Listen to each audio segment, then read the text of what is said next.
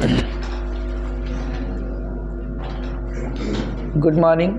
Welcome at the same online as well as offline providing portal PCC Pride Coaching Classes Jaunpur. IIT NEET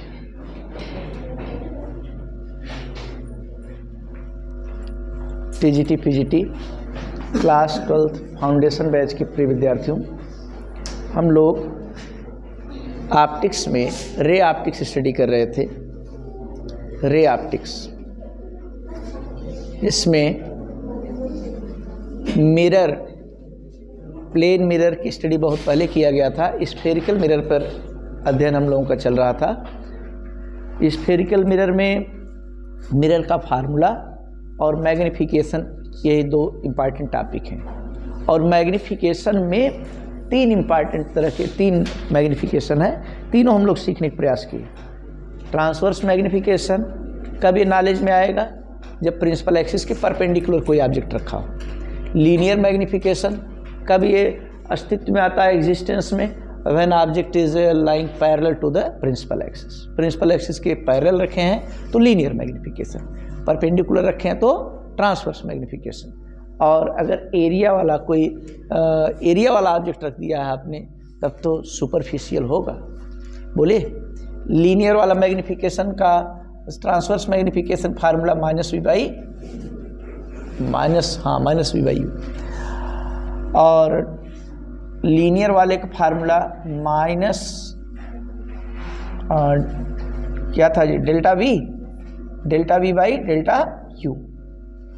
और यही special में हो जाता था for short linear object m l equal to minus m का square याद था। Superficial वाले में हर हाल में हमेशा ट्रांसवर्स वाले का स्क्वायर, ऐसा कुछ था। ये माइनस एम स्क्वायर नहीं था क्या? केवल एम स्क्वायर था। ठीक है, ये हम लोग तीन चीज़ें सीखें। और एक और चीज़ सीखा गया था, वेलासिटी या इमेज, वी आई की जो वैल्यू आती है minus m square of v, ऐसे m b the transverse magnification. ये सब निकाला गया है, कॉपी में कैद है। तो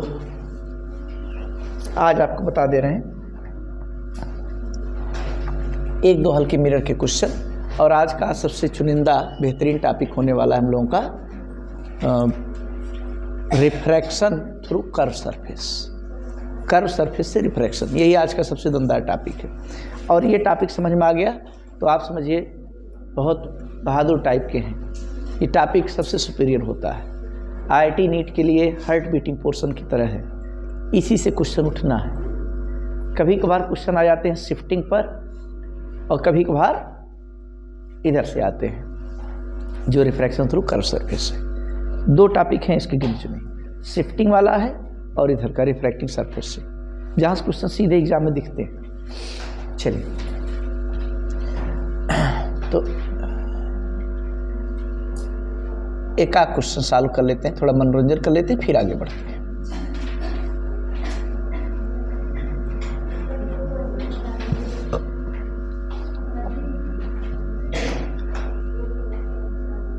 बोलिए,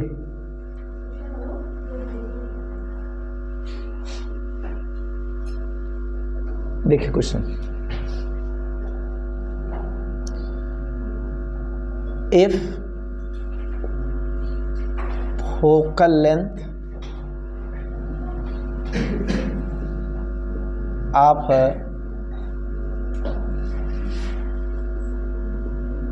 concave mirror be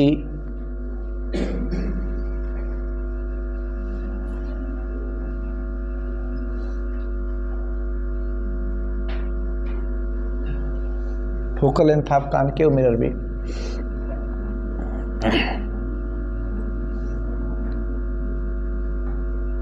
15 centimeter. Then find out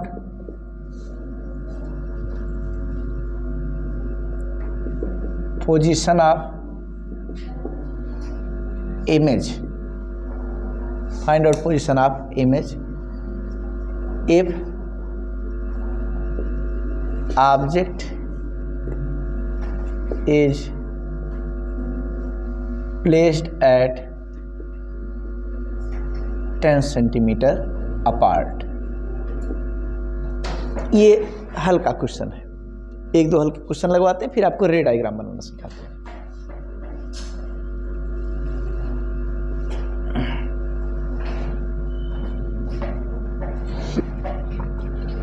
देखिए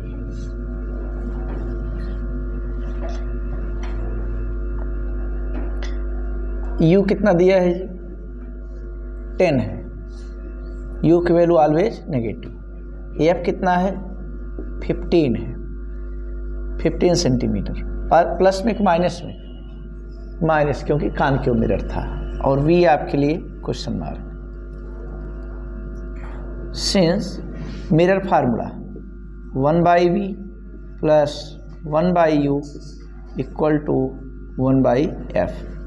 वैल्यू रखिए 1/v और माइनस 1/10 और इधर माइनस 1/15। तो 1/v इक्वल्स टू 1/10 को उस तरफ ले जाइए, प्लस में हो गया minus 1/15।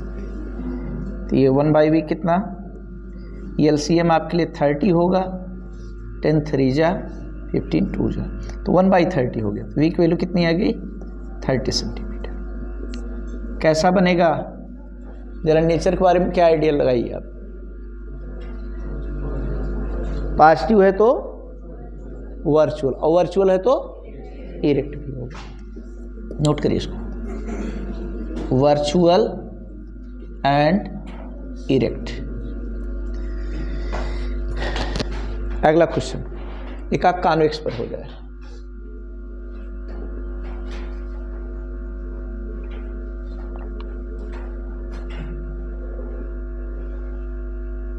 Focal length of convex mirror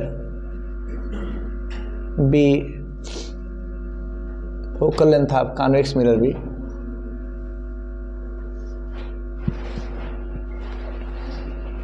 12 centimetre. Full stop. Find out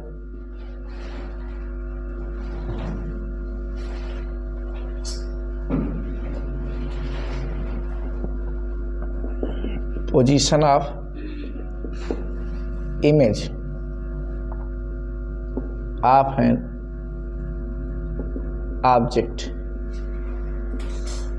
placed at 10 centimetre apart.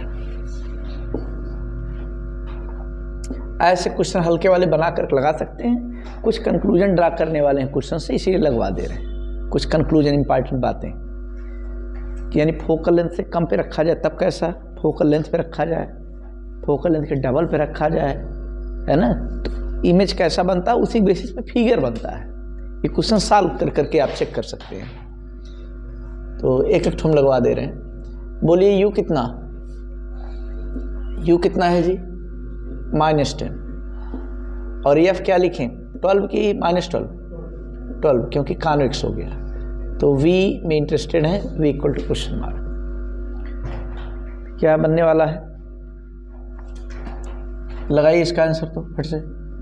1/v plus 1/u equal to 1/f।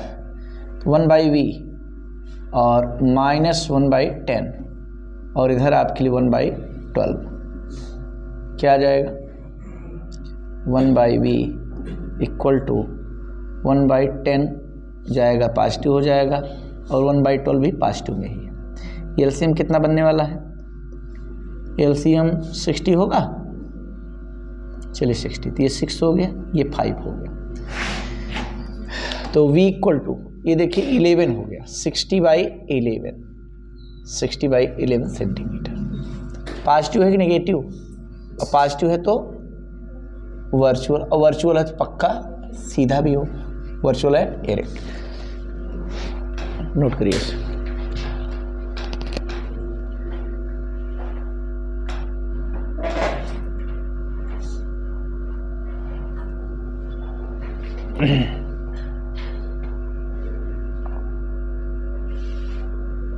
हो गया, पहला वाला हटा देना।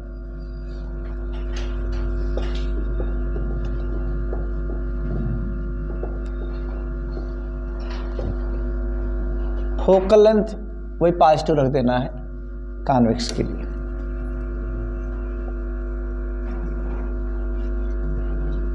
लीजिए सेकंड क्वेश्चन, वर्मा जी की बुक का है। कोई लाया है? वर्मा जी की बुक है, जरा लाइए तो।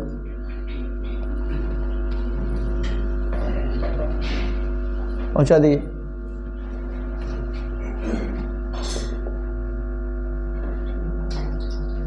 HCV का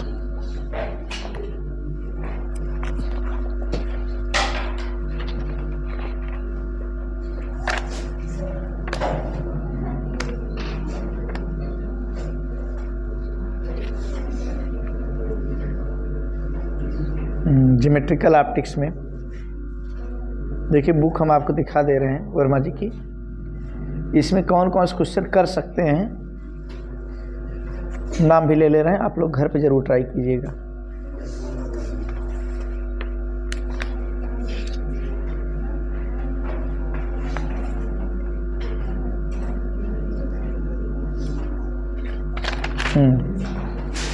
एक्सरसाइज में आप जैसे इस समय लगा सकते हैं प्रॉब्लम नंबर 19, 19वां सवाल। 18 है, 16 है, 17 है। Length of shadow of the pole on the bed 15, 16, 17, 18, 19, 20। Problem number बोल रहे हैं, प्रॉब्लम नंबर सुन लो। 15, 16, 17, 18, 19, 20 और 21वां सवाल चैलेंजिंग है आपके लिए। जो यहीं पर लगा देगा उसको हमारी तरफ से 10 रुपये की इनाम रहेगा। क्वेश्चन अभी हम बोल दे रहे हैं, बहुत अच्छा क्वेश्चन है, रिफ्रैक्शन पर है, लेकिन आप कम से कम क्वेश्चन काफ़ी हैं इसमें। कुछ मैकेनिक से भी ऐड कर दिया गया, मिरर के सामने किसी पुल्ली वाला सिस्टम चला दिया गया है।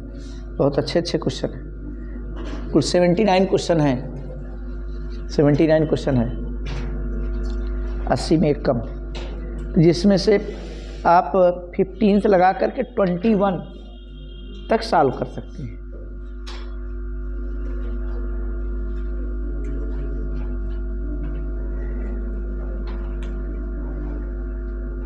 बीच बीच में 25, 26 भी है ना। जैसे एक क्वेश्चन हम पढ़ दे रहे हैं, find the angle of deviation suffered by light ray shown in the figure, the refractive index mu equal to 1 point, mu से रिप्रेजेंट किया बुक में 1.5 है, और प्रिज्म एंगल कितना है 4 डिग्री। ऐसे फिगर बनाया। प्रॉब्लम नंबर 35 वर्मा जी की बुक का 35वां सवाल, ये फिगर बना है। प्रिज्म एंगल कितना है जी 4 डिग्री, और रे ऑफ लाइट ऐसे आ रही, ऐसे मुड़ रही, देख रहे हैं, और इसका रिफ्रैक्टिव इंडेक्स कितना लिखा 1.5।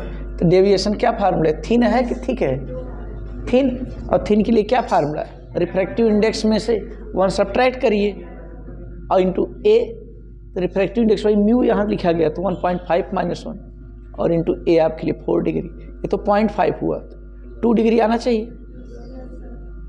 आया भी है।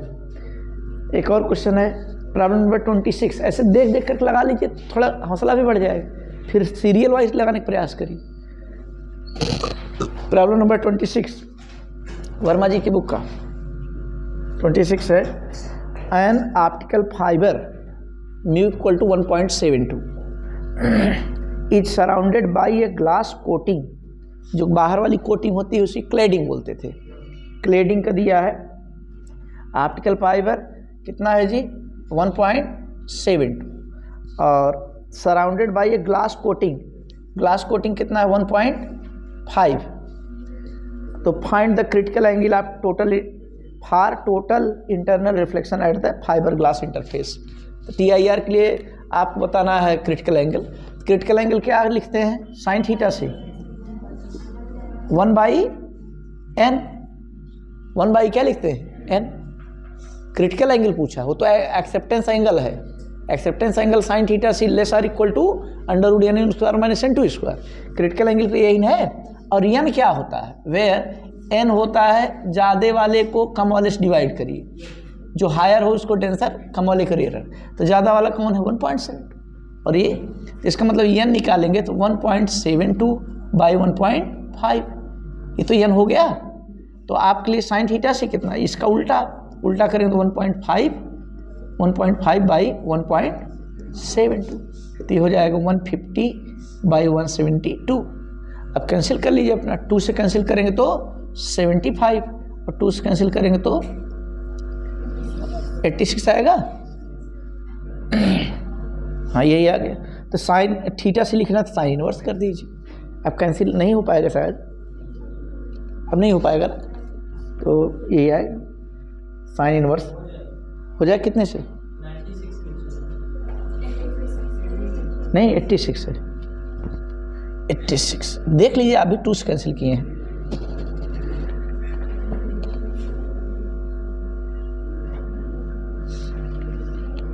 तो लीजिए इसके कुछ चुने हुए सवाल लगवा देते हैं, चुने हुए क्वेश्चन, बहुत अच्छे अच्छे क्वेश्चन हैं। तो लीजिए मिरर वाला चल रहा है, मिरर पर एक लगा देते हैं। ये हो गया है।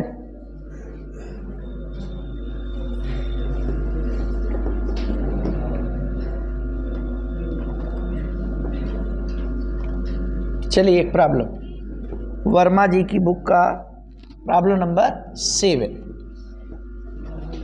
लिख लीजिए तेजी से, फिर लगाया जाए। प्रॉब्लम नंबर 7 है, a U-shaped wire is placed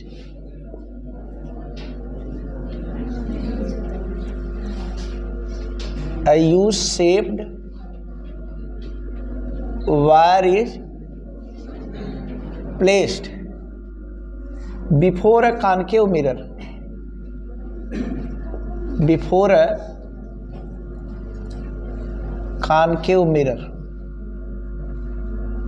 having radius of curvature 20 centimeter, having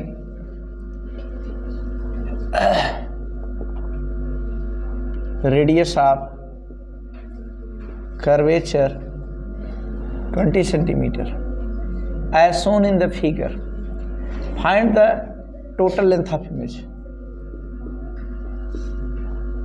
Find the, question note करिए,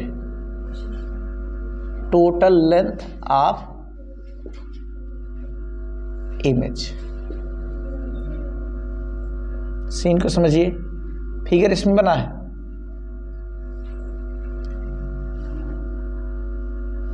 कैसा मिरर है जी, कॉनकेव, और इसके सामने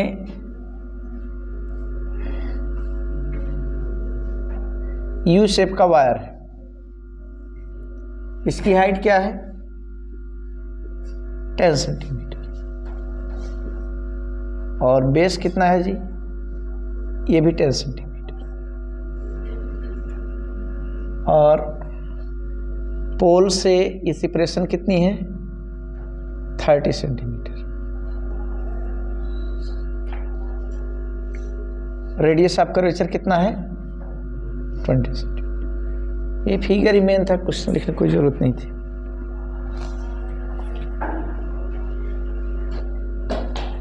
लीजिए इसको जरा यहीं रखे रहिए।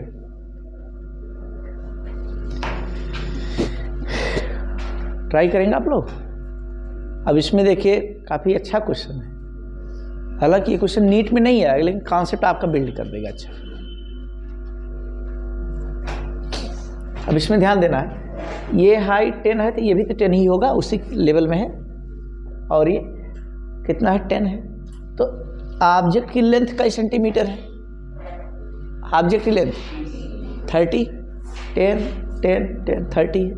इसी तरह यू शेप का इमेज भी बनेगा, लेकिन 1 इंच थोड़ा चौड़ा बन सकता है, 1 इंच पतला बन सकता है। तो इमेज वाले का आपको पता करना है उसकी लेंथ क्या हो। माने जैसे उल्टा बन रहा है, ऐसे बन गया, ऐसे बन गया, तो ये लेंथ मेजर करी, ये वाला मेजर करी, फिर ये वाला मेजर करी, तीनों को ऐड कर लिए तो लेंथ हो जाएगी, है ना। तो आप क्या करेंगे, ये 2 क्वेश्चन की तरह इसको ट्रीट करिए। एक बार सपोज करिए कि यहाँ पर रखा गया है ए पॉइंट पर और एक बार बी पॉइंट पर।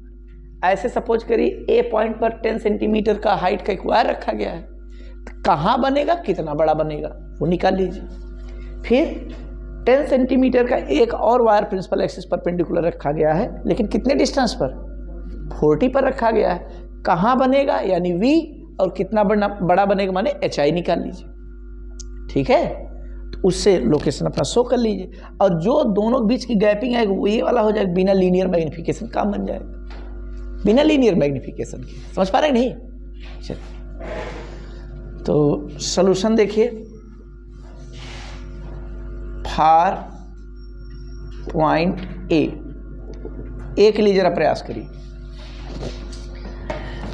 ए के लिए आप लगाइए 1/v plus 1/u equal to 1/f। v कितना नहीं पता, उसी के लिए परेशान है। u कितना -30। समझ पा रहे नहीं? ये सब फिगर तक थोड़ा जल्दी रख दे रहे हैं, क्योंकि सवाल बड़ा है, हर स्टेप को साफ साफ लिखेंगे तो टाइम ज़्यादा लगेगा, डर लगेगा बहुत बड़ा हो जाएगा। और 1/f, f कितना है जी 10, माइनस के प्लस, माइनस के प्लस माइनस, क्योंकि कान की ओर है, इस तरफ ले जाइए 1/v, इधर आ जाएगा तो 1/30 माइनस 1/10, तो ये आ जाएगा एलसीएम 30 ही होगा। तो कितना हो गया, इसको 3/30 लिख सकते हैं इसको, 1 में 3 सब्ट्रैक्ट करके -2/30, 1/v ये -2/30 आ गया, यानी -15 सेंटीमीटर। ये समझ पाए? v की वैल्यू कितना, -15। अब -15 आ गया तो पहले इमेज बताइए। HI क्या होता है, m इंटू HO। m आपके लिए -v/u होता है, और इंटू HO -v। v आपके लिए -15 है, और u आपके लिए -30 था, यही ना, बोलिए। और ये HO कितना, हाइट कितना है जी 10, हाइट तो 10 ही इसकी भी है। ये 1/2 आ गया, कितना आया -5 सेंटीमीटर। -5 की मीनिंग आप बताइए, प्रिंसिपल एक्सिस का अपवर्ड डायरेक्शन में डाउनवर्ड डायरेक्शन? अपना मन में सोचे रहिए, ये काम हो गया साफ सुथरा नीट हल्के में। इसी तरह से एक बार और आपको प्रयास करना है बी वाले के लिए।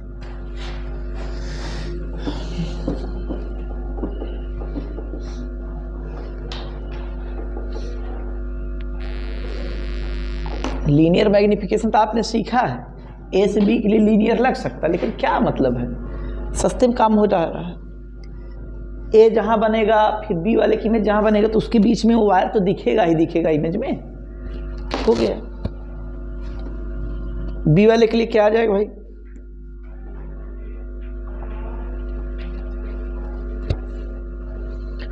फार B, for point B. Point B वाले के लिए जरा बोलिए, फार्मूला ब्रांडेड वाला 1/v plus 1/u equal to 1/f। बोलिए बी के लिए, v तो निकालना है, u कितना है बी के लिए 40।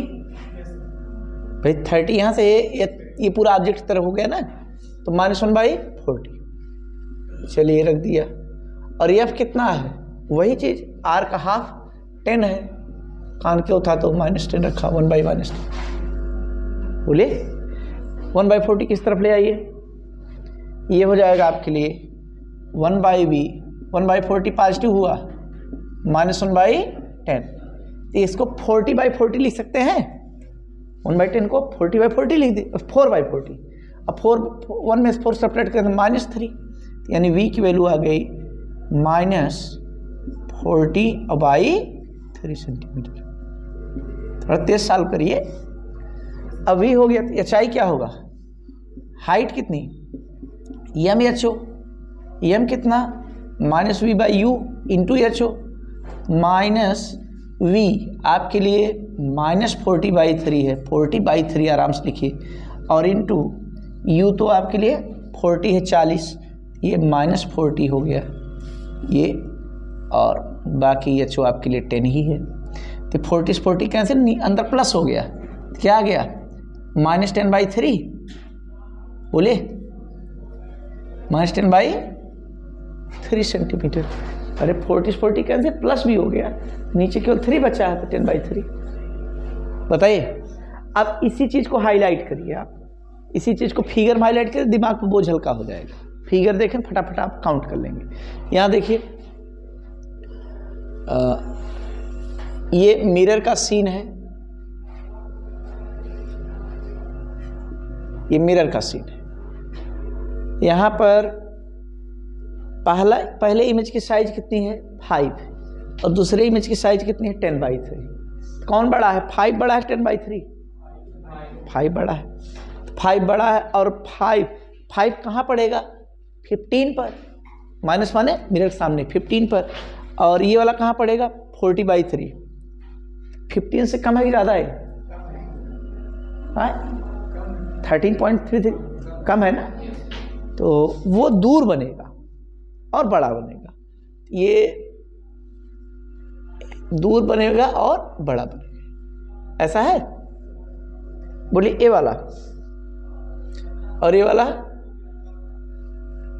पास बनेगा और छोटा बनेगा, तो ये आपके लिए A' हो गया, और ये आपके लिए B वाले की इमेज है तो B' हो गया। ये पहले कितना बना जी 5 सेंटीमीटर का, और ये कितना बना 10/3 सेंटीमीटर। बोले, और A' की गैपिंग क्या है, A' की 15, ये गैपिंग 15 है ना, 15 सेंटीमीटर। केवल एरोस मार्किंग करें, माइनस मत लगाई, क्योंकि चित्रकारी करें तो माइनस मत लगाई। और बी वाले की डेस्क गैपिंग क्या है, माने बी वाले की जो इमेज बना है 40/3, यहाँ से यहाँ तक है 40/3 सेंटीमीटर। समझ रहे हैं? तो आप बताइए, ये ए से बी के बीच में भी तो वायर दिख रहा होगा, इसकी गैपिंग क्या होगी 15 में से इसको सब्ट्रैक्ट कर दीजिए, तब ये आ जाएगा। ये 5 और ये और 10/3 टोटल ऐड कर दीजिए। आप समझ में आ रहा है कि नहीं? लेंथ ऑफ इमेज,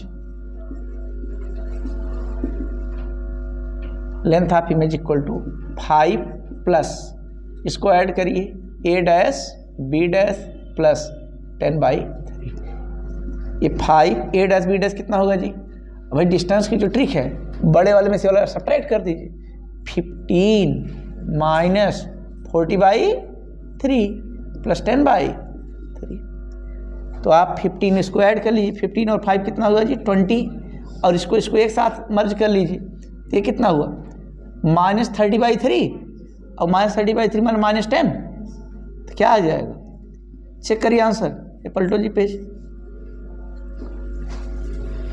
ऑब्जेक्ट की लेंथ देख लीजिए 30 सेंटीमीटर था, लेकिन इमेज की पूरा जोड़ घटाए हम लोग मेहनत के 10 सेंटीमीटर क्यों लाए? हाँ आया है ना, आ गया भाई, आंसर आया। माने आपको बिना लीनियर मैग्निफिकेशन के आप फाइनल आंसर तक पहुंच गए। बस दिमाग वही लगाना है कि दो ऑब्जेक्ट समझिए, दो जगह रखा गया है, तो उसका हाइट कहाँ बनेगा, इसका हाइट कहाँ बनेगा, फिर अपना निकाल लीजिए उसको।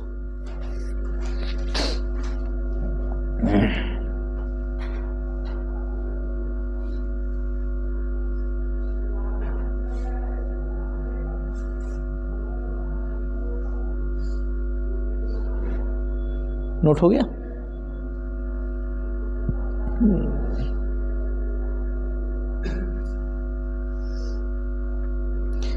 वर्मा जी की बुक का सबसे हार्ड वाला प्रॉब्लम नंबर 21 है, इसको आप लोग लगाइएगा। उसमें है क्या, थोड़ा सा कॉन्सेप्ट समझिए। क्वेश्चन पढ़िए तो 21 जरा पढ़िए।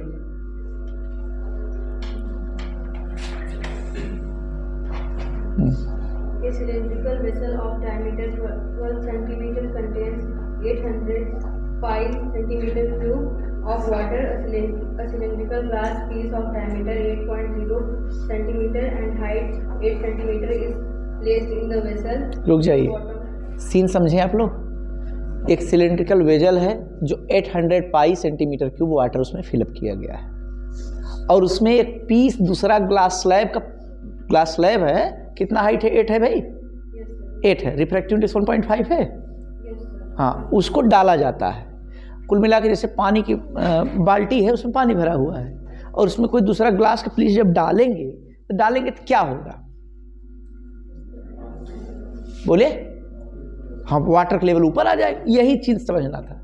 वाटर लेवल ऊपर आ जाएगा तो अब जो हाइट होगी वही इंपॉर्टेंट है। बाकी तो आप बॉटम पोजीशन जानते हैं निकालना। बॉटम पोजीशन क्या होता है?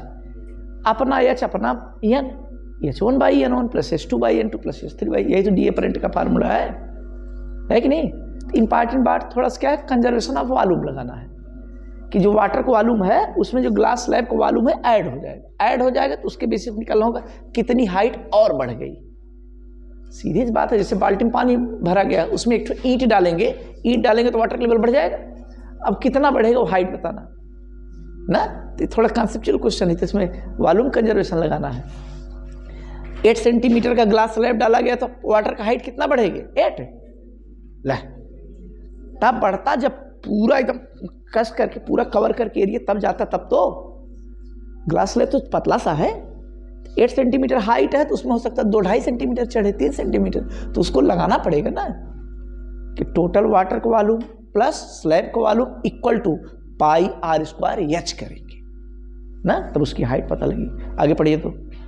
If the bottom of the vessel under the glass piece is seen by the peripheral rays, locate its image. The index of refraction of glass is 1.5 and that of water is 1.33. वही चीज जो रटे हम लोग, 3/2 है और 4/3 minus 1.33। बैठिए, लगा लेंगे आप लोग, ट्राई कीजिएगा। मैं टफ तो नहीं है ना, और 2 मीडियम 3 मीडियम वाला लगाए हैं स्लैब वाला। यहाँ पर थोड़ा टेक्निकल चीज़ है कि स्लैब डाल दिया तो थोड़ा सा वाटर लेवल ऊपर उठ जाएगा, यही समझना है। ट्राई कीजिएगा, 10 रुपये के इनामी सवाल है तो हटा दे रहे हैं इसको।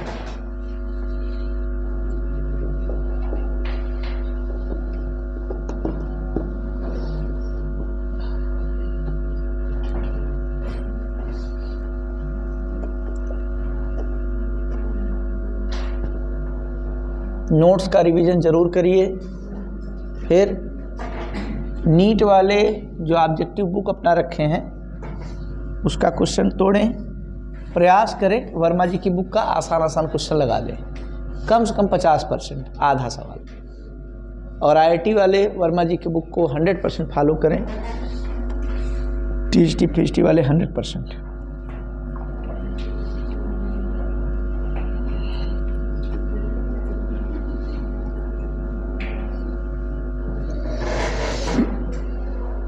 लीजिए,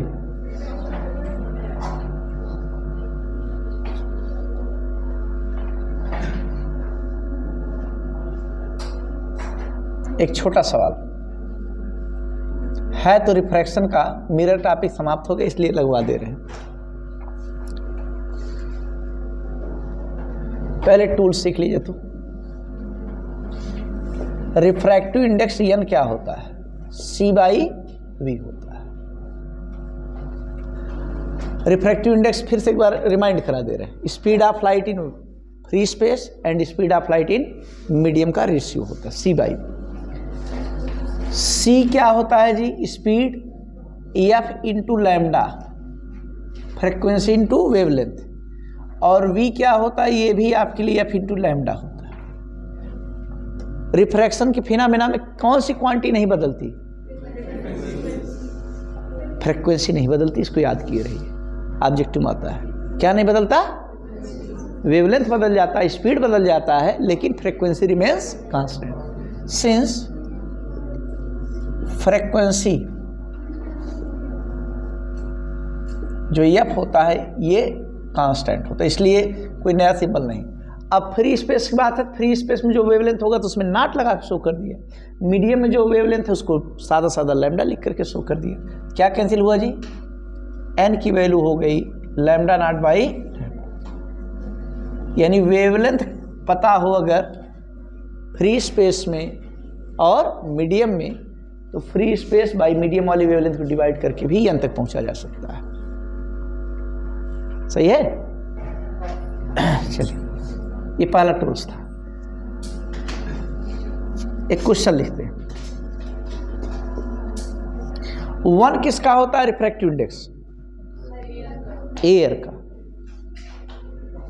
अप्रॉक्सीमेटली एयर का। एग्जैक्टली 1 किसका? फ्री स्पेस का या वैक्यूम का। तो अब एयर और वैक्यूम पर ही क्वेश्चन लगवा देते, एकदम खरा खोटा, एकदम सुई की नोक पर एकदम क्वेश्चन। एयर का रिफ्रैक्टिव इंडेक्स याद है किसी को? हाँ, 1.0003 होता है। और नहीं याद है तो क्वेश्चन दिया जाता है, लिखिए जरा क्वेश्चन। अच्छा, आप जरा सोच करके बताइए कौन सी वेवलेंथ इसमें हायर होगी? फ्री स्पेस वाली वेवलेंथ हायर होगी कि मीडियम वाली? क्यों बोलो? फ्री स्पेस वाला क्यों है? हाँ, वहां पर कोई पार्टिकल नहीं होता, मीडियम फ्री रहता है। और कोई लॉजिक मैथमेटिकली समझाना हो तो रिफ्रैक्टिव इंडेक्स की वैल्यू यहां से पता है 1 से ग्रेटर होती है। रिफ्रैक्टिव इंडेक्स की वैल्यू 1 से ग्रेटर, और 1 से ग्रेटर तब होगी जब न्यूमरेटर हाई रहेगा, है कि नहीं? नीचे वाला कम रहेगा तब ना 1 से हाई आएगा। तो इसका मतलब ये वेवलेंथ ग्रेटर होती है। फ्री स्पेस में वैक्यूम में लंबी लंबी वेवलेंथ होती है उसी कलर की। येलो लाइट ले रहा है तो उसकी वेवलेंथ ज़्यादा, और वही येलो लाइट अगर एयर में ट्रेवल करेगी, वाटर में ट्रेवल करेगी तो श्रिंक कर जाएगी, सिकुड़ जाएगी, है ना? तो वेवलेंथ कहाँ पर हायर होगा? सेम कलर की लाइट का। फ्री स्पेस में हायर होगा कि मीडियम में हायर होगा? फ्री स्पेस, याद रखिएगा। अच्छा, अब एक तो बात पूछ रहे हैं, जैसे फिक्स डिस्टेंस है, फिक्स डिस्टेंस एकदम डिस्टेंस फिक्स कर रहे हैं, उसमें ज़्यादा वेव किसकी आएंगी? ज़्यादा वेव समझते भी हैं कि नहीं पता नहीं। वेव का मतलब होता है एक क्रेस्ट हो और एक ट्रफ जब मिलते हैं तो एक वेव बनता है। तो यहाँ से यहाँ तक कितनी वेव? एक वेव। यहाँ से यहाँ तक 1 वेव हुआ, फिर एक क्रेस्ट और एक ट्रफ, फिर कितनी वेव? 2 वेव। एक क्रेस्ट एक ट्रफ, कितनी वेव? टोटल इस थिकनेस में कितनी वेव शो की गई? 3। समझ गए? तो किसमें नंबर ऑफ वेव्स ज़्यादा हो? मीडियम में, क्योंकि वहाँ पे श्रिंक कर गया है, छोटी वेवलेंथ है, छोटी वेवलेंथ है तो ज़्यादा नंबर में हो जाएगी। कुछ फर्क नहीं। वेवलेंथ किस में हाई? फ्री स्पेस में। नंबर ऑफ वेव्स किस में हाई? मीडियम ना। जैसे आप एक कदम चल रहे हैं, जैसे यहाँ तख्ते को पार करना है या कमरे में टहलना है, कितने कदम चल रहे हैं? आपके पैर लंबे लंबे हैं तो एकदम लंबू टाइप के हैं, लंबा लंबा चल के आप 3 कदम पहुंच गए। किसी छोटे बच्चे को चलना हो तो वहाँ से लगातार 8, 10, 15 कदम चलेगा। वो छोटा बच्चा ज़्यादा चलेगा कि नहीं? चल रहा वही डिस्टेंस है ना। उसके फलांग जो है, उसके पैरों के बीच की स्पेसिंग है कम है, तो कई ट्रेवल करेगा तब इतना पहुँच पाएगा। तो वो वेव को काउंट कर रहे हैं। तो वेव किस में ज़्यादा बनेंगी? मीडियम में। वेव मीडियम में ज़्यादा बनेंगे। चलिए, एक अच्छा सवाल। सेम थिकनेस अगर लिया जाए तो बताइए, फ्री स्पेस में ज़्यादा वेव आएगी कि सेम थिकनेस का ग्लास है कि ग्लास में ज़्यादा वेव आएगी?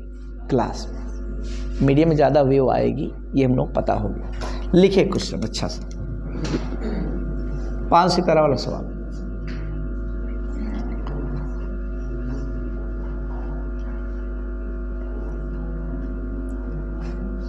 Refractive index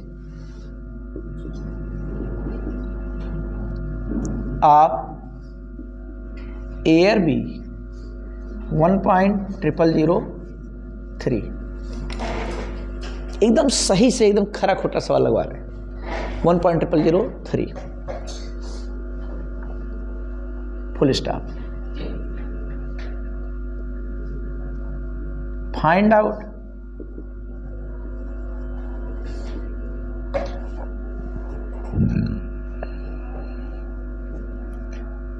thickness of air film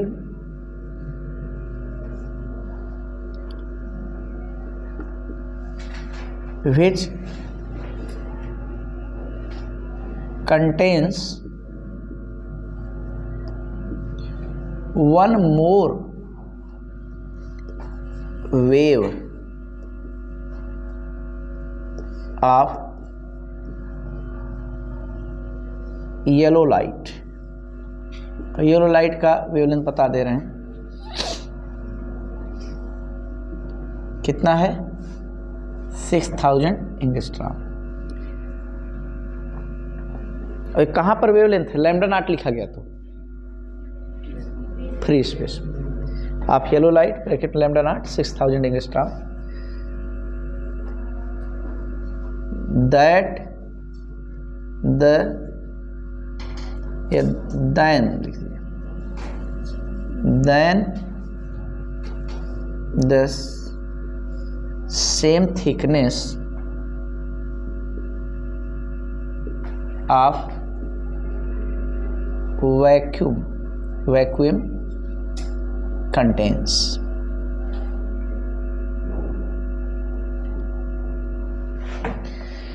air में वो थिकनेस आपको फाइंड आउट करनी है जो उतनी ही थिकनेस का वैक्यूम जितनी वेव कंटेन करता है उससे एक ज़्यादा एयर में पड़े, तो कितनी थिकनेस होगी।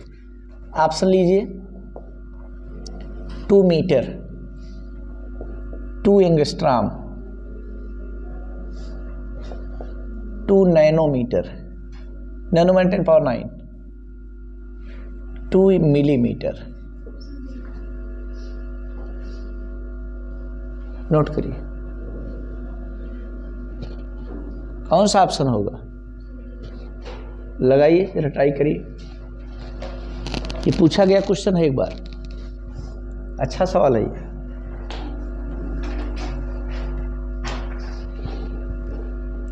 ज़्यादातर लोग याद किए रहते 2 mm, 2 mm डी वाला ही इसका करेक्ट ऑप्शन है ना। सबसे अच्छे सवालों में से है सब, जिसमें कोई बहुत बड़ा भारी भरकम फार्मूला नहीं, कॉन्सेप्ट लगना है।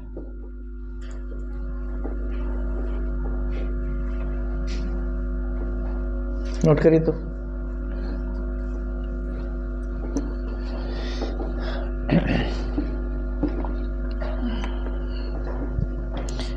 नंबर ऑफ वेव काउंट करना जानते हैं आप लोग, गिनना।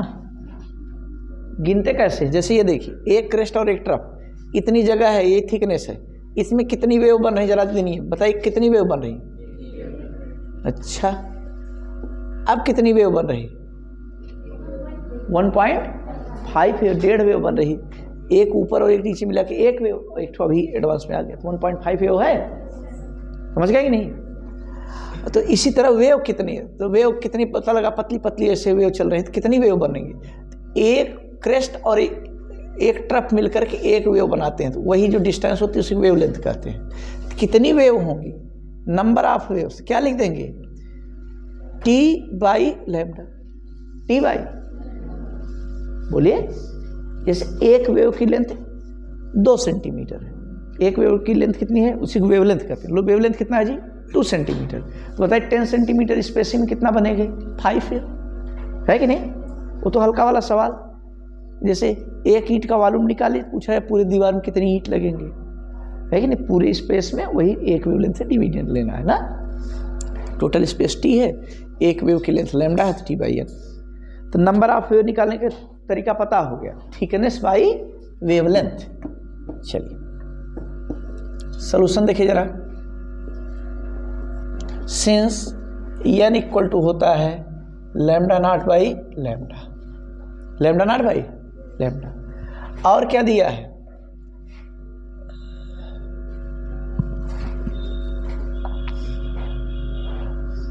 But number of wave air में वैक्यूम वाले से एक ज़्यादा है।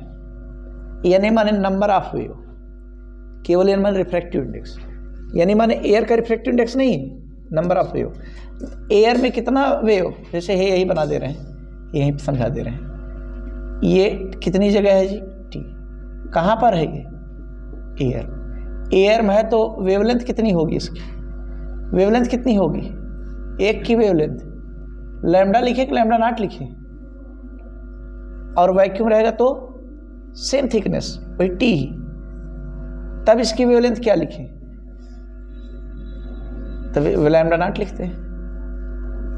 सही है।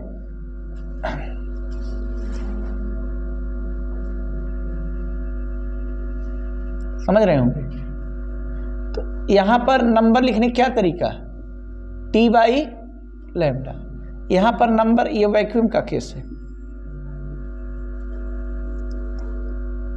ये वैक्यूम का केस है। तो यहाँ पर नंबर इन वैक्यूम क्या लिखेंगे, number of wave T by lambda, ऐसे लिख सकते हैं अपने समझने के लिए।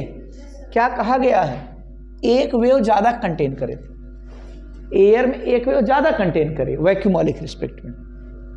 तो यानी मतलब टी बाई लैम्डा, और सेम थिकनेस है यहाँ पर T by lambda naught plus 1। तो इसको ज़रा सुधार लीजिए यहाँ से,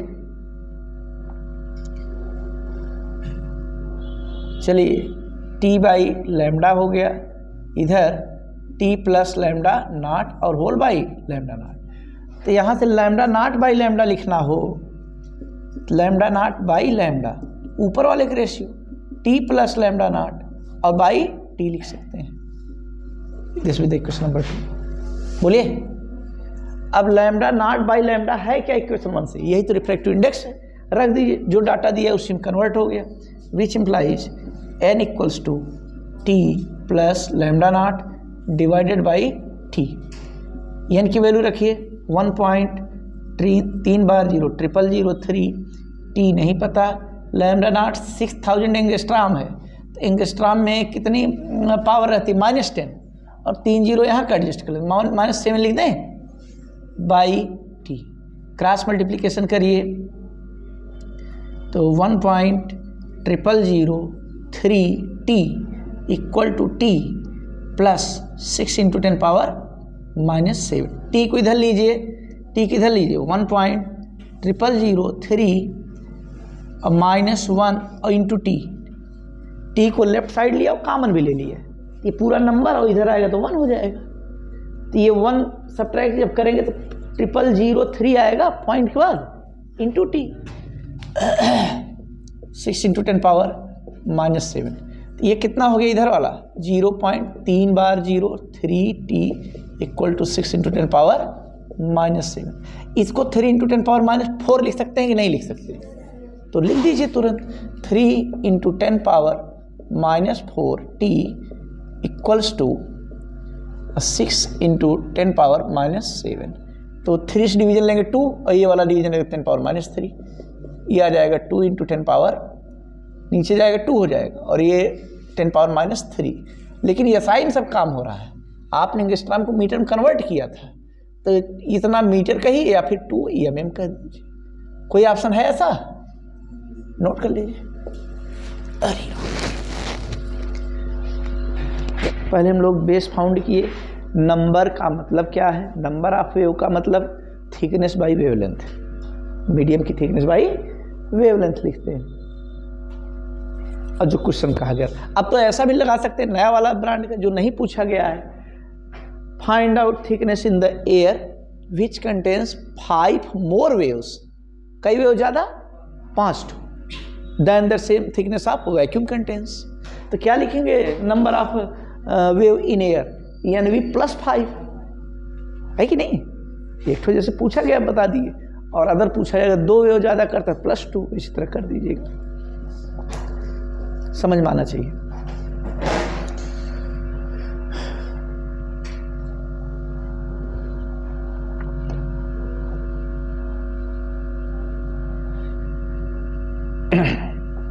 लीजिए क्वेश्चन रिवाइज कर दे रहे हैं। ये चीज़ हमने बताया था कि नहीं भाई, मिरर को अगर वाटर में इमर्ज कर दिया जाए तो मिरर की फोकल लेंथ पर क्या इफेक्ट पड़ता है, यानी कोई इफेक्ट नहीं। क्यों नहीं इफेक्ट पड़ता, because focal length of mirror doesn't depend on refractive index. F के फार्मूले में एन का नाम ही नहीं होता है, रिफ्लेक्शन की फिनोमेना पर बेस्ड है मिरर ना, तो रिफ्रैक्शन में एन आता है, रिफ्रैक्शन से कोई मतलब नहीं।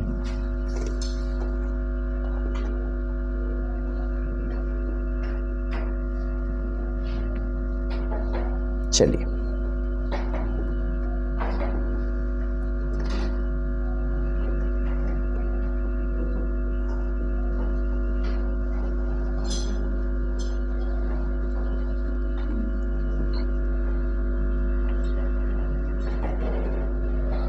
एक छोटी शेडिंग है, पावर।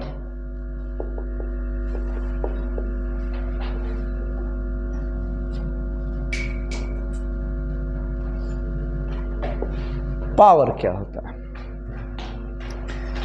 पावर की डेफिनेशन सीख लिया जाएगा। पहले पावर समझ लेते हैं हम लोग। पावर समझते हैं कौन ज़्यादा ताकतवर है, कौन ज़्यादा पावरफुल है ना। एक कहानी सुनाते हैं, कहानी के माध्यम से आप पता करिए who is the more powerful personality, किसकी पर्सनालिटी ज़्यादा पावरफुल है। जैसे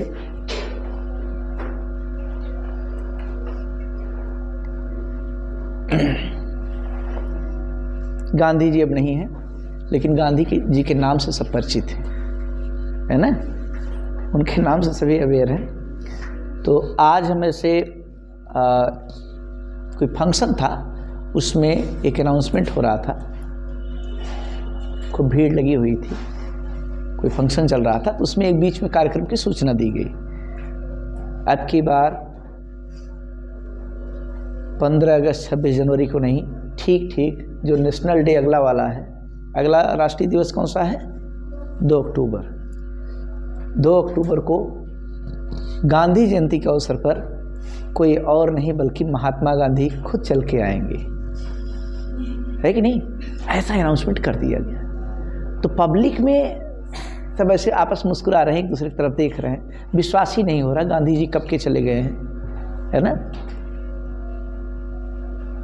लेकिन पब्लिक में एक अंदर ऐसे कुछ फीलिंग आई, तमाम कुछ धार्मिक लोग मानने लगे भाई कि हो सकता है जैसे गांधी जी महामानव के रूप में थे, है ना, अवतारी पुरुष के रूप में थे, आजान बाहु कहलाते थे, उनके हाथ ये घुटने तक पहुंचते थे, अवतारी पुरुष होते हैं जिनके हाथ बहुत लंबे होते हैं। अब अपनों हाथ ऐसे ऐसे कर चला करिए। गांधी जी के बारे में ऐसा बोला जाता है। हो सकता है अवतारी पुरुष थे, हो सकता है पुनर्जन्म वाली घटनाएं फिर से सही हो, तो गांधी जी हो सकता है आए, नहीं पुराना वो गोजी वजीले के स्टाइल में, तो कम से कम उसी तरह के आएंगे, छोटे से हो सकता है आए नन्हे बालक के रूप में। या फिर किसी लोगों के मन में होता है कि कोई बात नहीं, गांधी जी नहीं तो हो सकता है गांधी जी की तरह कोई वेशभूषा में लोगों को ऐसे संबोधित करने के लिए, पूरे पब्लिक को गाइड करने के लिए कुछ आए, कुछ कोई फिल्मी सितारे गांधी जी के रूप में आ जाए। फिलहाल गांधी जी के नाम पर 2 अक्टूबर के दिन पूरे बीआरपी के मैदान में पूरे खचे एकदम भीड़ लग गई, लोग एकदम कसे एकदम भर गए, खड़े हो गए एकदम।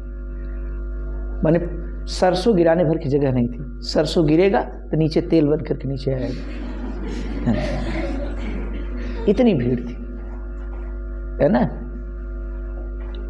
तब तक जैसे ही ठीक घड़ी ने 10 बजाए, फिर माइक पकड़कर कोई अगला आदमी अनाउंसमेंट कर रहा है और एक ऐसी स्माइलिंग दे रहा है जैसे पूरी जनता एकदम जैसे बेवकूफ़ बन गई हो, लेकिन खिल्ली उड़ाने वाले मजाकी मूड में स्माइलिंग देते हुए आते हैं और कहते हैं कि कहाँ खोए हुए हैं, ये कलयुग है, कलयुग। यहाँ पर अवतार जैसी घटनाएं अब नहीं होती हैं, वो तो द्वापर और त्रेता की कहानियों में से सुना जाता था, पौराणिक कथाओं में।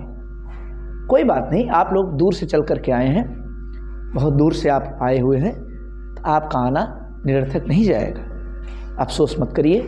गांधी जी तो नहीं, लेकिन ओसामा बिन लादेन के कुछ गुर्गे आने वाले हैं, समझ रहे नहीं। जैसे ही किसी अपराधी का नाम, किसी टेररिस्ट का नाम लिया जाएगा तो भीड़ वहाँ शांति से खड़ी रहेगी, तुरंत रफू चक्कर हो जाएगी, समझ पा रहे नहीं। जितने तेजी से गांधी जी के नाम पर भीड़ इकट्ठा हुई थी, उतना किसी बड़े अपराधी का नाम लिया जाए, इंटरनेशनल टेररिस्ट का नाम, उतने ही दबे पांव एक दूसरे के ऊपर से अगल बगल से पूरा खेत खलिहान नहीं देखेंगे, सब एकदम किसी तरह से जान बचा के भागेंगे वहाँ से। अब उनका कोई असेंबली उस भीड़ में, कोई सभा में दिखेगा? कोई नहीं, पूरा एकदम मैदान खाली। जुटने में समय लगा होगा, लोग ट्रक से आए होंगे, बस से आए होंगे, टेम्पू से, पैदल आए होंगे, लेकिन खाली होने में बहुत कम समय लगा है कि नहीं। बताइए इस स्टोरी के माध्यम से क्या पता लगा, कौन ज़्यादा पावरफुल है, गांधी जी का नाम या लादेन जी का नाम? लादेन का नाम। दोनों नामों में कौन ज़्यादा पावरफुल? दोनों पावरफुल है, दोनों पावरफुल है। एक का कंस्ट्रक्टिव पावर है, लोगों को अपनी तरफ अट्रैक्ट कर रहा है, और एक का डिस्ट्रक्टिव पावर है। दोनों पावरफुल है। समझ पाए? किसका पावर कंस्ट्रक्टिव है? गांधी जी का। गांधी जी का पावर कंस्ट्रक्टिव है। तो किसका पावर कंस्ट्रक्टिव? जो प्रिंसिपल एक्सिस की तरफ मोड़े कि जो दूर भगाए, जो प्रिंसिपल एक्सिस की तरफ मोड़े, यानी कन्वर्जिंग टेंडेंसी जिसके अंदर होगी उसकी पावर पॉजिटिव, और जो दूर भगाएगा अवे करेगा वो नेगेटिव पावर से लैस है। समझ पाएंगे नहीं? यानी पावर के बारे में बड़ा अच्छा कॉन्सेप्ट हम लोग बन गया। पावर पॉजिटिव किसकी होती है? हल्का सा रे डायग्राम में समझ लीजिए ना। एक कौन सा मिरर है? कॉनकेव। प्रिंसिपल एक्सिस के पैरेलल रेज आ रही हैं तो प्रिंसिपल एक्सिस तरफ ऐसे मोड़ देगा। कहाँ पर मोड़ेगा भाई? फोकस पर मोड़ रहा है कि नहीं? तो इसकी power positive negative? Positive. Formula क्या होता है हमको नहीं जानकारी, नेचर तो पता लगा लिए। अच्छा, इधर कॉन्वेक्स लेंस नहीं पढ़े हैं, अभी पढ़ा दिया जाएगा, दूसरे लेक्चर में आ जाएगा। तो ये प्रिंसिपल एक्सिस तरफ ये भी मोड़ देता है। कॉन्वेक्स लेंस की पावर याद रखिएगा, मिरर में किसकी पावर पॉजिटिव? कॉनकेव की। और लेंस में किसकी पावर पॉजिटिव? कॉन्वेक्स की होती है। अब पावर होता है फोकल लेंथ का उल्टा, फोकल लेंथ का रेसिप्रोकल। इसकी पावर के लिए क्या फार्मूला बनाया जाए? 1/f। देख रहे हैं भाई, कॉन्वेक्स का फोकल लेंथ पॉजिटिव होता है, पलटेंगे तो पॉजिटिव ही आएगा। आ गया सही आंसर। कॉनकेव का पावर पॉजिटिव लाना, लेकिन फोकल लेंथ भैया निगेटिव होती है, तो एक ठो निगेटिव अपनी तरफ से लगा दीजिए ना। याद रखिए, मिरर के पावर फार्मूला -1/f, लेंस के पावर फार्मूला केवल 1/f। सेटिस्फाइड भी हो रहा है कि नहीं भाई? कॉनकेव वाले में निगेटिव रखेंगे, नेगेटिव फार्मूले वाला है, पॉजिटिव बना देगा। कुल मिलाकर के पावर के लिए एकदम सर्टेन 100% गारंटी लीजिए, एकदम सर्टेनिटी रहनी चाहिए आपकी बात में। किसकी पावर पॉजिटिव? कन्वर्जिंग बिहेवियर की कि डाइवर्जिंग बिहेवियर की? कन्वर्जिंग की पावर पॉजिटिव। अब कन्वर्ज कौन करता है? कॉनकेव मिरर करता है। कन्वर्ज कौन करता है? कॉन्वेक्स लेंस करता है। बचा हुआ जो दो है वो निगेटिव पावर वाले हैं। जैसे कॉन्वेक्स मिरर का फिगर बनाए, कॉन्वेक्स वाले का, कॉन्वेक्स में पैरेलल रेज जब आएंगे ना, पैरेलल रेज, ये टकरा करके इधर चली जाएंगे, ये इधर दूर भागेंगे। तो कैसी पावर है? नेगेटिव पावर, क्योंकि फैला रहा है, कन्वर्ज कर रहा है। और सही भी है। पावर फार्मूला मिरर क्या बताया जी? -1/f। फोकल लेंथ कॉन्वेक्स वाले का पॉजिटिव, तो पॉजिटिव रखेंगे, लेकिन फार्मूले वाला नेगेटिव तो काम कर रहा है, पावर नेगेटिव आ जाएगा कि नहीं? बोलिए। मोटी मोटी बात हम लोग पकड़ में आ गई। सीखना था मिरर का, लगे हाथ लेंस का भी हम लोग बता दिए। ऐसा करिए, हेडिंग को छोटा करने से ज़्यादा फायदा होगा। खाली पावर लिख दीजिए, पावर, केवल पावर, मिरर हटा दीजिए, केवल पावर, क्योंकि दोनों जान गए। लेंस का पावर क्या होगा जी? 1/f। और मिरर का पावर, पावर किसका पॉजिटिव? कन्वर्जिंग का, डाइवर्जिंग का? कन्वर्जिंग कैपेसिटी का पावर पॉजिटिव होता है। चलिए, हेडिंग अब बड़ी हो गई है, पहले बड़ी नहीं थी, अब बड़ी होगी, दोनों चीज़ें आ जाएगी। लिखिए, कन्वर्जिंग और diverging capacity of optical system और लेंस मिरर सब इसी में इंक्लूडेड है, is known as पावर। ये पावर है।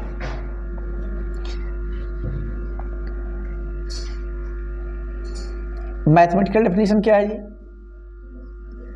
रेसिप्रोकल है। Reciprocal of focal length.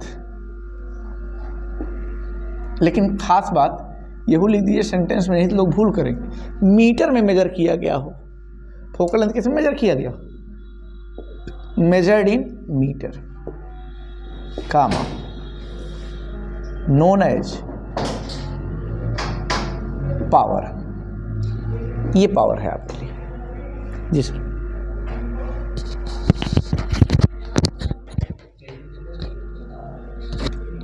Twelfth वाले आ जाएंगे, 12th वाले आ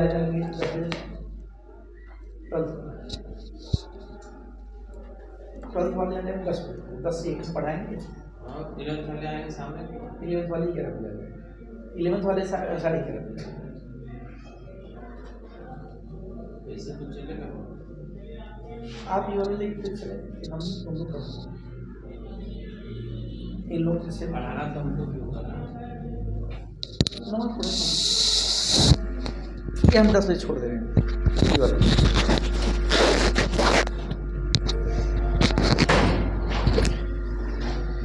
नोन एज पावर, यही है। यहाँ पे लिखे फॉर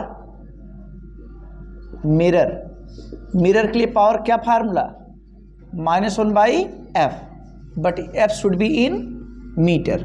अब बाई द वे मीटर में ना होता क्योंकि हम लोग को आदत पड़ गई सेंटीमीटर में लगाने की, कोई बात नहीं, तब 100/f लिखा करिएगा, लेकिन तब सेंटीमीटर में रखिए, जो मन हो। देख रहे हैं, फॉर लेंस, लेंस की जरा पावर बताइए तो। लेंस के लिए इसका तो हल्का है, या 1/f सेंटीमीटर में, सही है। यूनिट क्या होगा, मीटर नीचे है, पर मीटर क्या होगा जी, यह एक नया इसका यूनिट है। पर मीटर के अलावा क्या बोल सकते हैं, डायोप्टर, डायोप्टर PTRE किस लेटर से रिप्रेजेंट करते हैं, कैपिटल D से।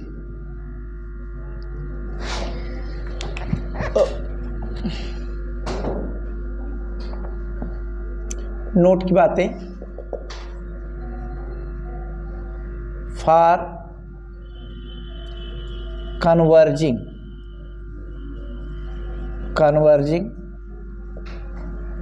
कैपेसिटी, कन्वर्जिंग कैपेसिटी के लिए पावर क्या लिख दें, पॉजिटिव निगेटिव, और डाइवर्जिंग के लिए for diverging capacity power will be negative. Note करिए इसको। ये यहाँ 100 रहेगा भाई, ये जरा सुधार लीजिएगा, मौका है भी। सेंटीमीटर में रहेगा तो 100/f, और मीटर में रहेगा तो 1/f। ये दोनों फार्मूला जरा देख लीजिए गौर से। तो जैसा क्वेश्चन है मीटर में दिया है तो केवल आप पलट देंगे, और सेंटीमीटर में तो 100/, करके तब उस पर इन्वर्ट करेंगे।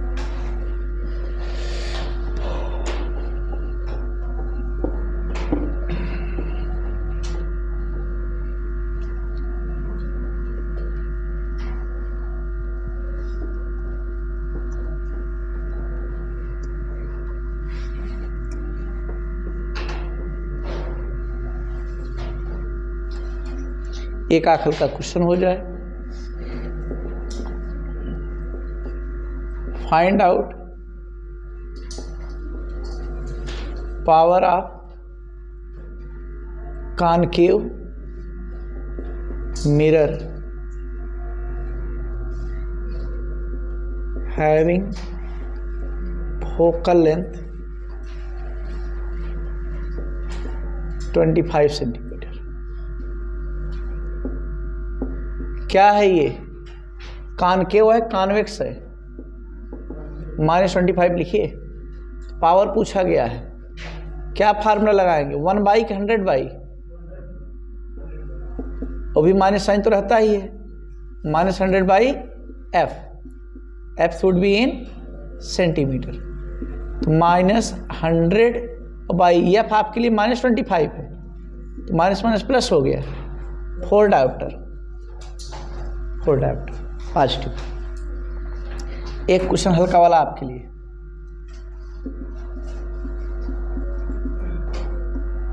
Find out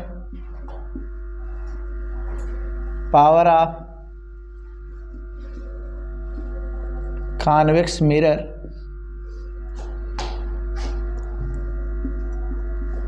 having focal length 2 metre. बताइए जल्दी से क्या होगा।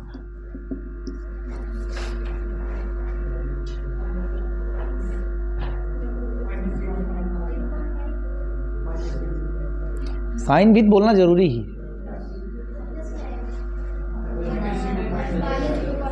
-0.5 होगा, क्योंकि कॉन्वेक्स है ना।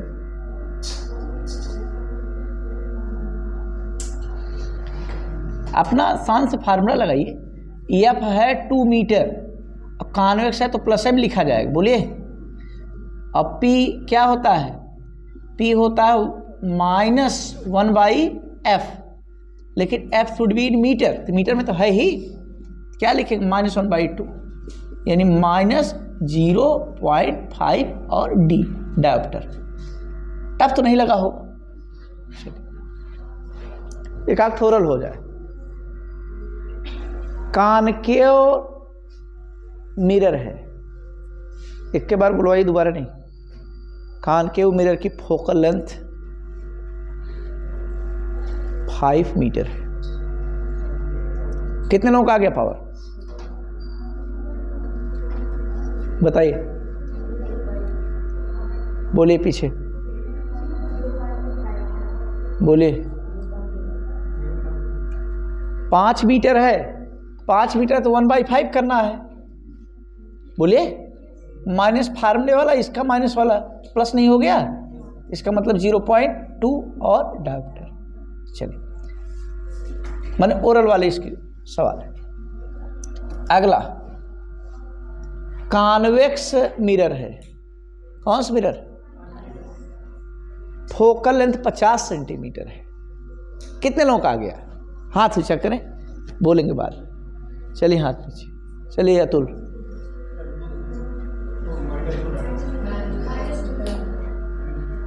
कन्फर्म है सब लोग? पहली बात, कॉनकेव है तो प्लस m बोलिएगा, अपना 100/f कर दीजिए, 50 है तो 100/50 मान 2 आ गया, +2 ना, ठीक। कभी कभार क्वेश्चन में जैसे थोड़ा सा लेंथेंड बड़ा करना होता है तो बता देगा ऑब्जेक्ट यहाँ रखा गया और इमेज यहाँ बन रहा है, तो बताइए इसकी पावर क्या थी। तो ऑब्जेक्ट और इमेज की पोजीशंस क्या निकाल लेंगे, फोकल लेंथ एफ निकाले, और एफ मिल गया तो फिर अपना पावर बताइए। समझ पा रहे नहीं?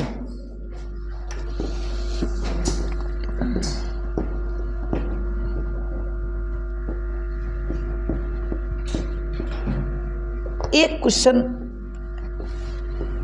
पूछा गया था ऐसा एम्स में, उस पर भी हल्का सा हाथ मजबूत कर लेते हैं।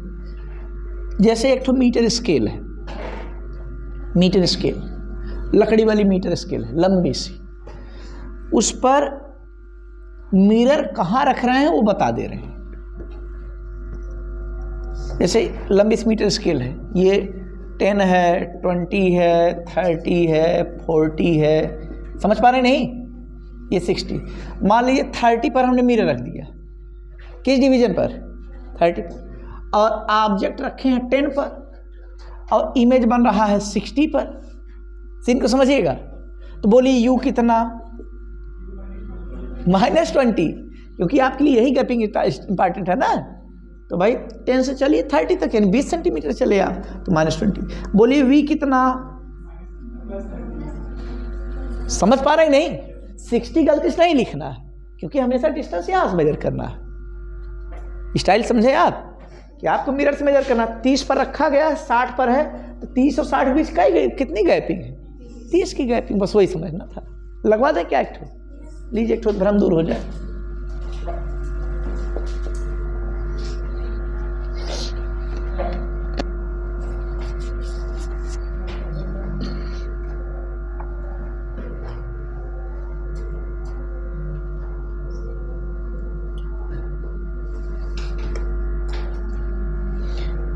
A concave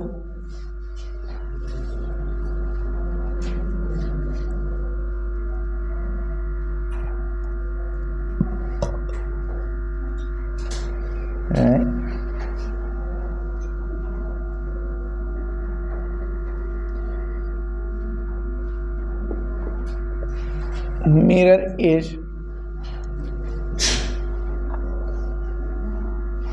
placed at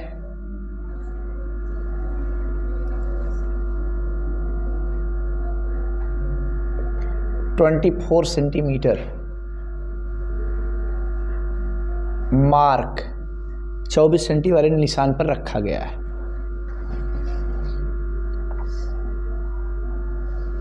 comma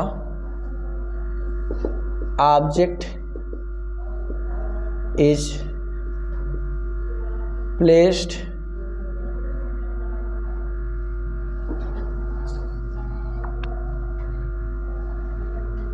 eight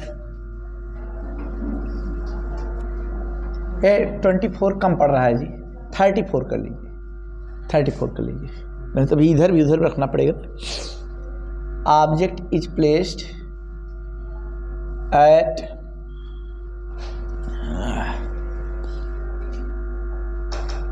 placed before the mirror या in front of mirror, mirror के सामने, in front of mirror eight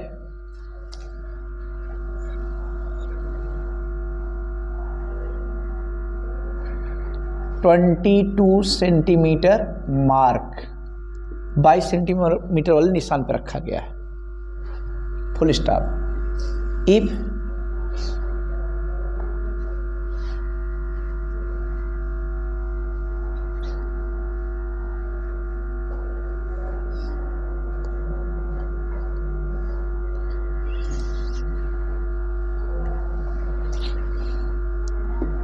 its image is formed at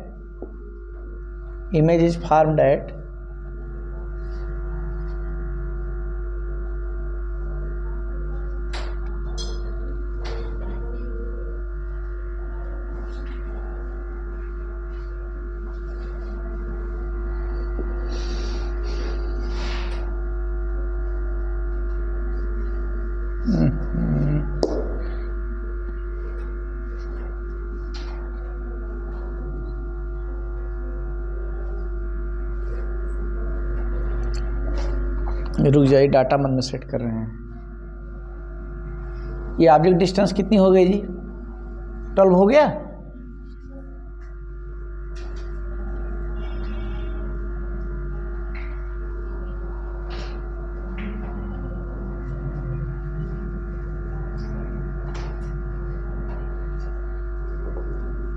हाँ, फार्म एट 94 सेंटीमीटर। कहाँ बन रहा है? बिहाइंड द मिरर, मिरर के पीछे बन रहा है। Then find out radius of curvature of. ऐसा एक उलझाऊ सवाल भी लगा लीजिए, क्या दिक्कत है? अब सीन को समझिएगा। ये मीटर स्केल है, कहाँ पर रखा गया मिरर? कहाँ पर रखा गया है? 34 सेंटीमीटर। ये जो मार्क है 34 सेंटीमीटर। ऑब्जेक्ट कहाँ रखा गया? 22 पर, 22 पर, देख रहे हैं। और इमेज कहाँ बन रहा है? इमेज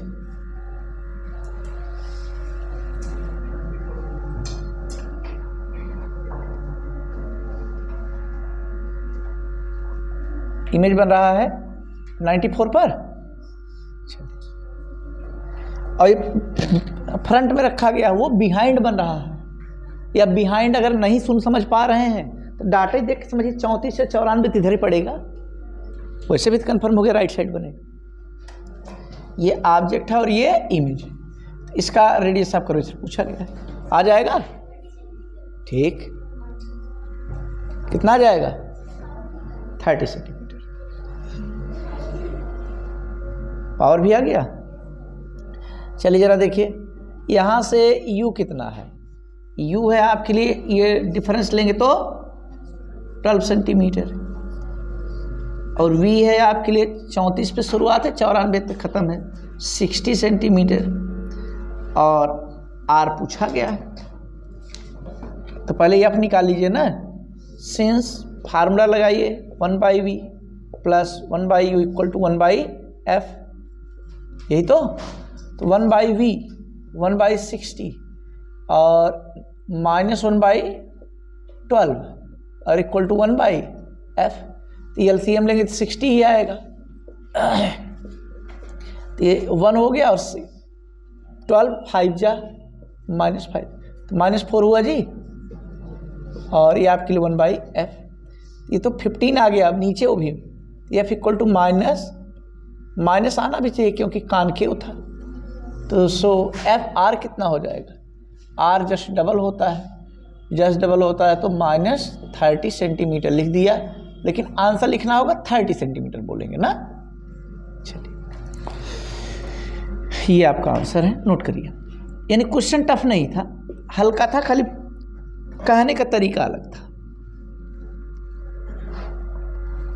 जैसे कुछ लोग दिक्कत हो रहा है, कोई परेशानी, तो अपना बात एकदम स्टेटमेंट, एकदम प्रोज लाइक स्टेटमेंट देते हैं, और कुछ गांव की महिलाएं हैं, उनको कोई दुख दर्द है तो गा करके पूरा सुनाती, अपना रोती धोती कि नहीं, वही चीज़ पूरा लंबे स्टेटमेंट में जारी करते थे। अब उनका सुने रहेंगे टोन, सुने, चलो पूरा टोन सुन करके समझेंगे कि क्या कह रहे हैं, कैसे कैसे कह रहे हैं, तब उसको कनेक्ट करेंगे क्या चीज़ को, तब समझ में आएगा हाँ वास्तविक दिक्कत क्या है इनको, है ना।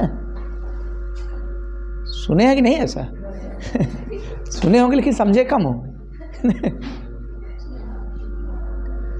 जैसे नॉर्मली शादी विवाह के बाद जो विदाई उदाई होता है विदाई वाले समारोह में मन नॉर्मली खाली कह देते, भाई आप जा रहे हैं, काफ़ी दिन तक, कितने दिनों तक साथ रहे हैं, आप जा रहे हैं तो काफ़ी तकलीफ़ हो रहा है, काफ़ी कष्ट हो रहा है हमको, नहीं तो उसी को पूरा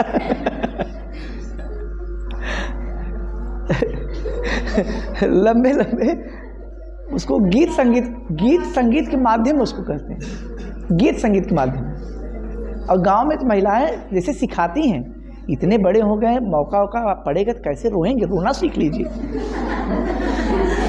रोने के एक सलीका है, सिस्टम, ऐसे रोना है आपको और नहीं रोएंगे तो सब कहीं करी इनको तो रोने नहीं आता है।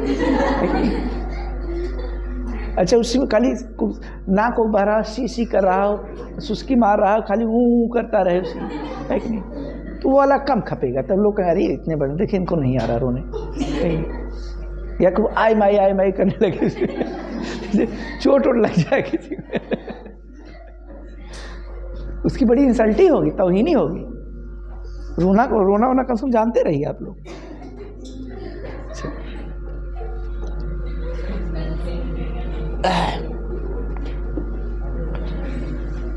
नोट हो गया है?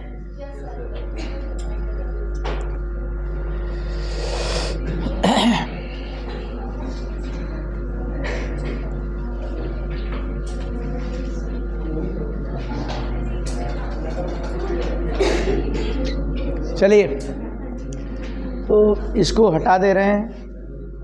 अब एक छोटी शेडिंग है, कॉनकेव मिरर से इमेज का फॉर्मेशन।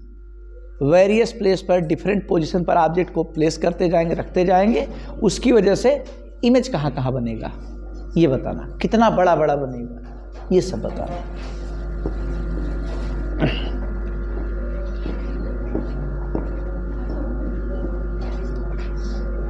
प्रयास करिए क्लास आपकी एक भी दिन की नुकसान न हो, पर डे आप क्लास में प्रेजेंट रहें, खूब ईमानदारी से पढ़ें।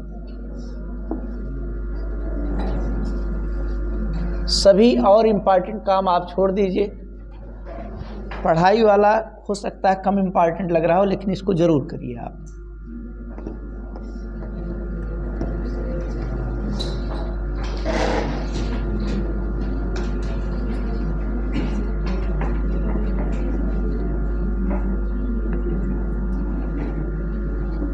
चलिए, हेड डालिए। फॉर्मेशन ऑफ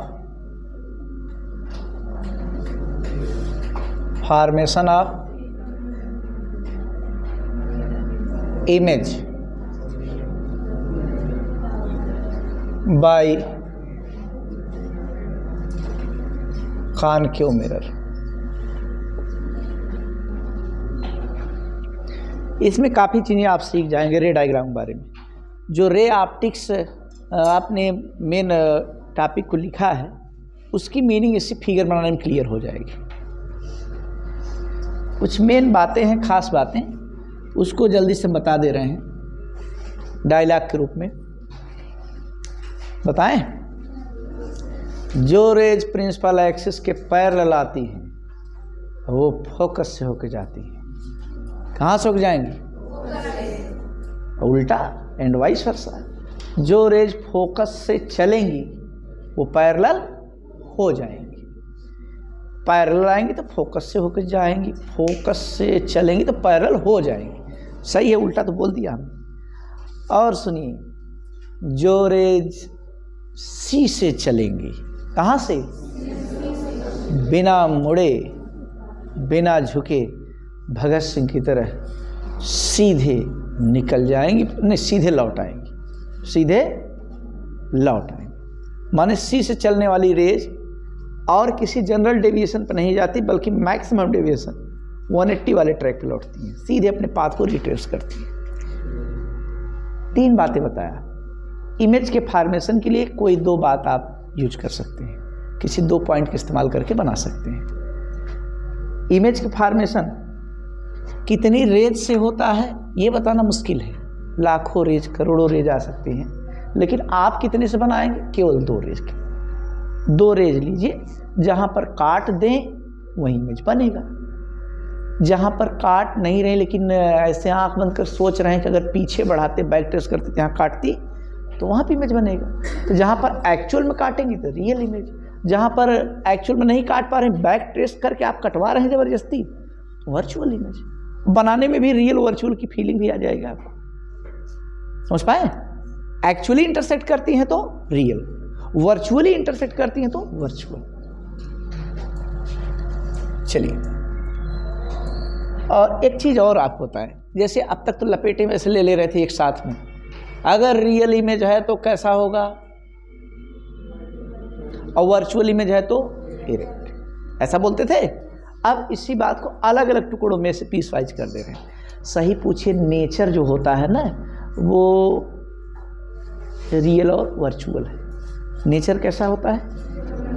और बाकी जो उल्टा सीधा बोलते थे, इन्वर्टेड ओरिएंट की बात करते थे, वो ओरिएंटेशन का पार्ट है। किसका पार्ट है? ओरिएंटेशन माने विन्यास, उसका कन्फिगरेशन किस तरह होगा, है ना। तो अब हम लोग अलग कर देंगे, उसको ओरिएंटेशन काउंट किया करेंगे। लीजिए, पहला, इफ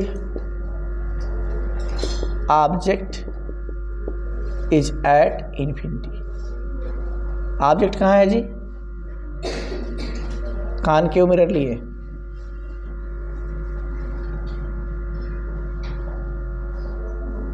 ये क्या है? पोल। ये क्या है? एफ। और जस्ट दुगने पर सेंटर ऑफ कर्वेचर, और ये यहीं dot dot dot dot infinity, यहीं आगे कहीं इन्फिनिटी। तो ऑब्जेक्ट बहुत दूर हो, तो बहुत दूर से रेज कैसे चलती हैं? पैरेलल चलती हैं। और पैरेलल चलेंगी तो कहाँ से कहाँ पर आएंगी? इमेज।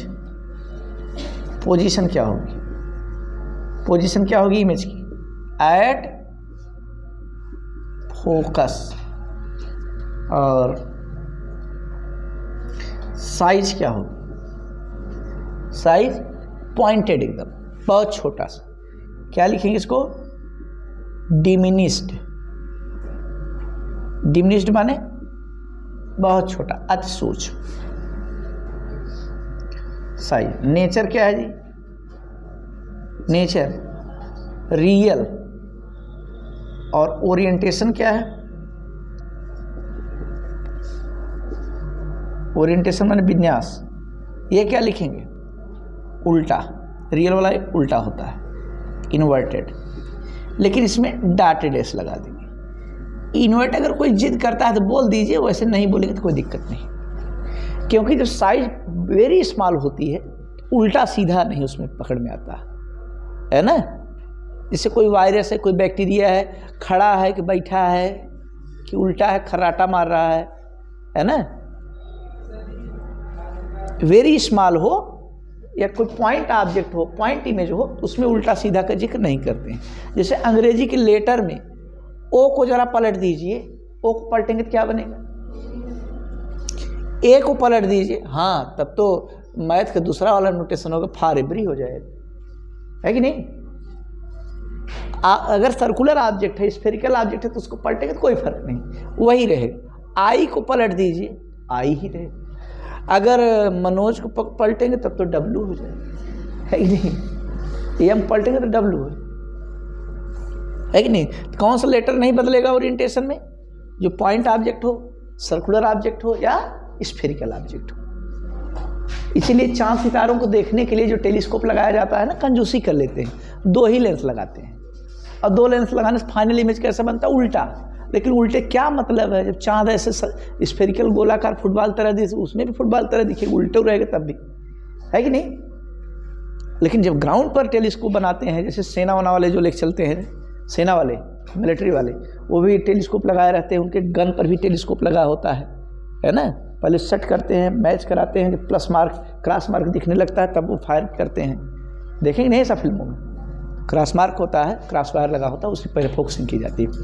तो जो सेना वाले जो नॉर्मली गन से फोकसिंग करते हैं, उसमें क्या लेते हैं? कौन सा टेलीस्कोप लगाते हैं? टेरेस्ट्रियल। कौन सा टेलीस्कोप? वो एस्ट्रोनॉमिकल नहीं, उसका नया नाम है टेरेस्ट्रियल टेलीस्कोप। और टेरेस्ट्रियल में कितने लेंस का इस्तेमाल? 3 लेंस का। एक ठो आँख के करीब रहेगा आईपीस, एक ठो दूर रहेगा दिखाने के लिए ऑब्जेक्टिव, और एक ठो बीच में रहेगा उल्टे को सीधा करना, उसका नाम इरेक्टिंग लेंस है ना। जो ग्राउंड पर खड़ी ऑब्जेक्ट को देखने के लिए, कुतुब मीनार, लाल किला, ये सब देखने के लिए इस्तेमाल करेंगे, वो सब क्या है? Terrestrial telescope. और चांद सितारों को देखने के लिए एस्ट्रोनॉमिकल। जैसे कोई 55वें तल्ले पर रह रहा है, 70 तल्ले बिल्डिंग है, 70 तल्ले बिल्डिंग है, कोई ग्राउंड से 50 वाले फ्लोर पर रह रहा है बम्बई में। अगर एस्ट्रोनॉमिकल देखेंगे तो बिल्डिंग उसकी पलट जाए। अपने छत पे कपड़ा सुखवा रहा है तो सब लोग एकदम घबरा जाए, टेलीस्कोप देख के गिर जाएगा, अरे ये तो बम्बई में भैया पलट गए हैं, है कि नहीं? समझ रहा है कि नहीं? उल्टा दिखेगा। और ग्राउंड से 20वें तल्ले दिखेगा, है 55वें पर, 70 तल्ले की बिल्डिंग है, तो जमीन से 20वें तल्ले उल्टा नजर आएगा ना, और वो भी उल्टा चलते हुए नजर आएंगे, है कि नहीं? शीर्षासन करते हुए नजर आएंगे, और उनको बहुत बाहुबली टाइप लगेंगे, पूरी बिल्डिंग पैर से उल्टा उठा लिए हैं भैया। सर का बल नहीं दिखेगा, बिल्डिंग ऊपर पैर से जुड़ा रहेगा, सर नीचे रहेगा। वो कहेंगे पूरा सर पर पूरी बिल्डिंग उठा लिए हैं। चलिए, ये समझ गए? Second case second, if object is placed between C and infinity, optical centre of curvature और इन्फिनिटी के बीच में कुछ फाइनाइट डिस्टेंस रखा जाए, इनफाइनाइट नहीं, उनके बीच में रख दिया जाए।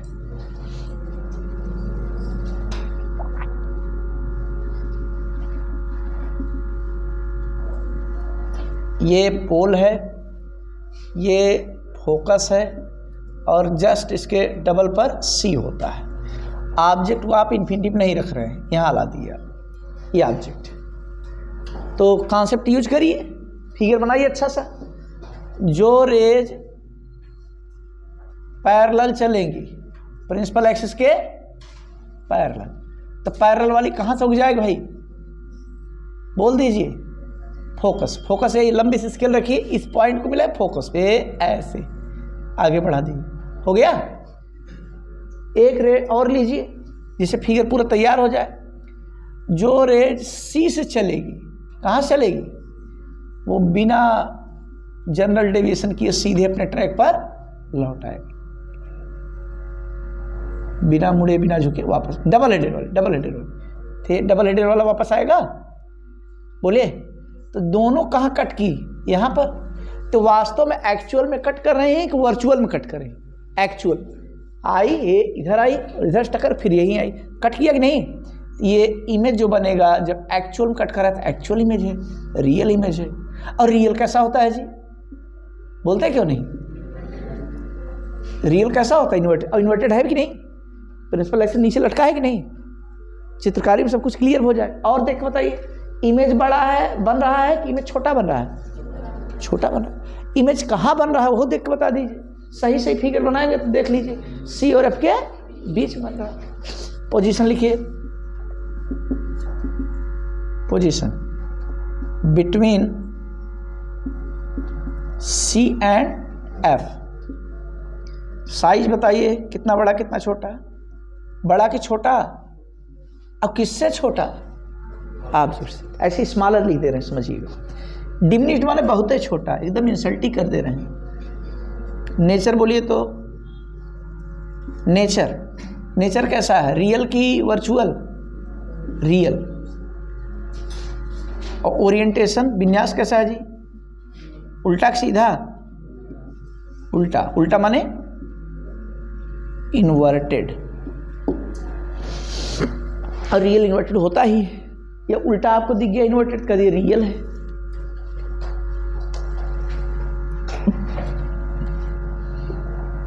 केस थर्ड,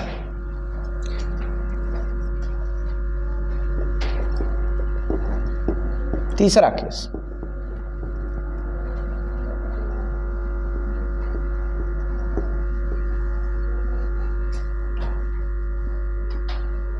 केस थर्ड, धीरे धीरे मिरर के पास ला रहे हैं। जितने इंपॉर्टेंट स्टॉपेज हैं उन स्टॉपेज पे रुकना भी है। If object is placed at C, C बोले तो, और इस पर स्टार मार्क करिए। इस पर एग्जाम में सीधे क्वेश्चन आ जाते हैं। इस डाटा का इस्तेमाल कर लिया जाता है। चलिए सी पे रखा जाए तो देखिए, हमारे पास स्केल नहीं है, कोई मेजरिंग टूल नहीं लिए है, लेकिन हाथ की सफाई और एकदम पेशेंसफुली हम बना रहे हैं। फिगर एकदम सही बनेगा। देख लीजिए, ये चलिए यहाँ सी है, थोड़ा सा बगल लिख देना सी, और जस्ट इसके मिड में क्या है जी? एफ है। तो सी पर ही अगर ऑब्जेक्ट आ जाए, अब ऑब्जेक्ट के यहाँ बीच में वो लिखिएगा, तो जो रेज पैरेलल चलेंगी, अभी अभी आपने बताया था, कहाँ से हो जाएंगी जी?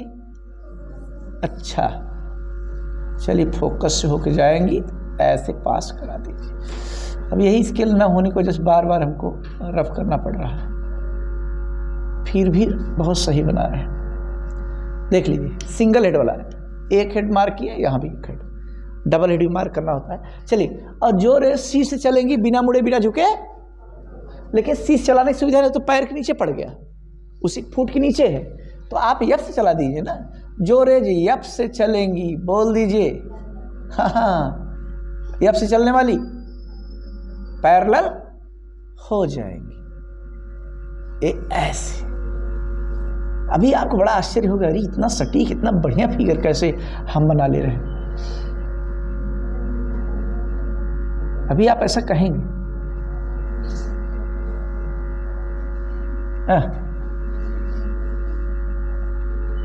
दिख रहा होगा इमेज कहाँ बना, एकदम वही जगह बना कि नहीं? और साइज बड़ा छोटा, हम नाप के दिखा दे रहे हैं, एकदम परफेक्ट है साइज, एकदम इक्वल, सेम साइज है कि नहीं? पोजीशन बोलिए, सेम प्लेस। सेम प्लेस बोले तो जहां ऑब्जेक्ट रखा है, माने सीए पे बनेगा। और साइज बताइए, सेम साइज, सब सेम सेम। नेचर बोलिए, ओरिएंटेशन, अच्छा रियल इन्वर्टेड अक्सर ही बन रहा है भाई। 3 केस हो गए, तीनों में रियल इन्वर्टेड, रियल इन्वर्टेड। देखिए कब तक चलता है। आइए थर्ड केस हो गया, फोर्थ वाला पट्टी।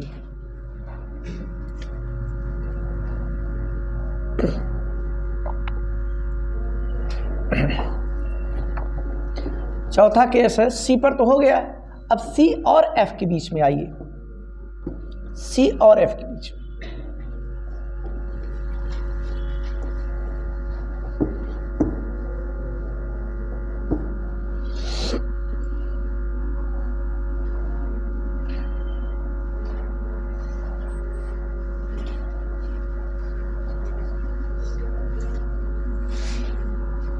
पोल है, यहाँ सी है, यहाँ फोकस है, बीच में कहीं ऑब्जेक्ट खड़ा है। बोलिए पैरेलल रेज लीजिए तो कहाँ से चलेंगी, बताइए फटाका। ये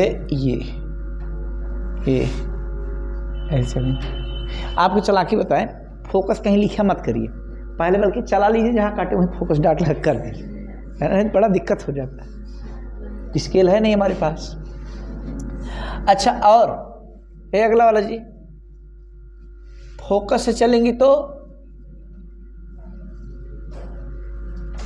फोकस चलने वाली पैरेलल हो जाएंगी, डबल हेडेड पैरेलल हो जाएगी। देख लीजिए डबल हेडेड, एक बार मिरर तरफ जाता हुआ फिर लौटते समय फिर डबल एरो कर दिया करिए। तो कहाँ बना इमेज, कहाँ बना, सी और इन्फिनिटी के बीच, बिटवीन सी एंड, और साइज बताइए,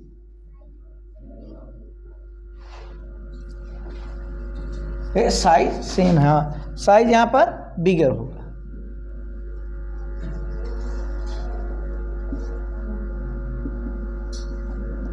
बिगर,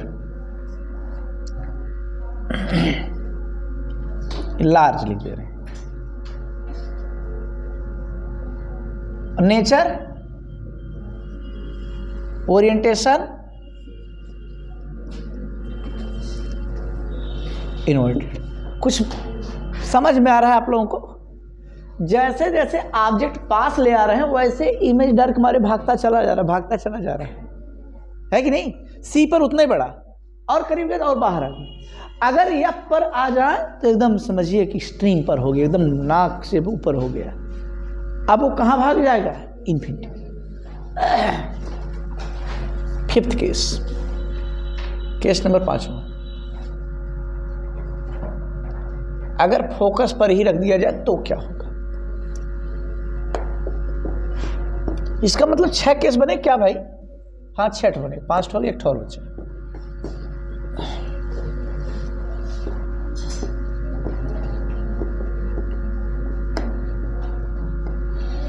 चलिए देखिए,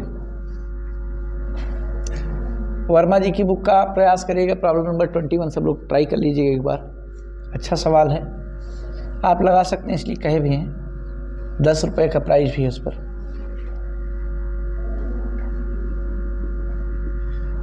आइए, ये क्या है जी?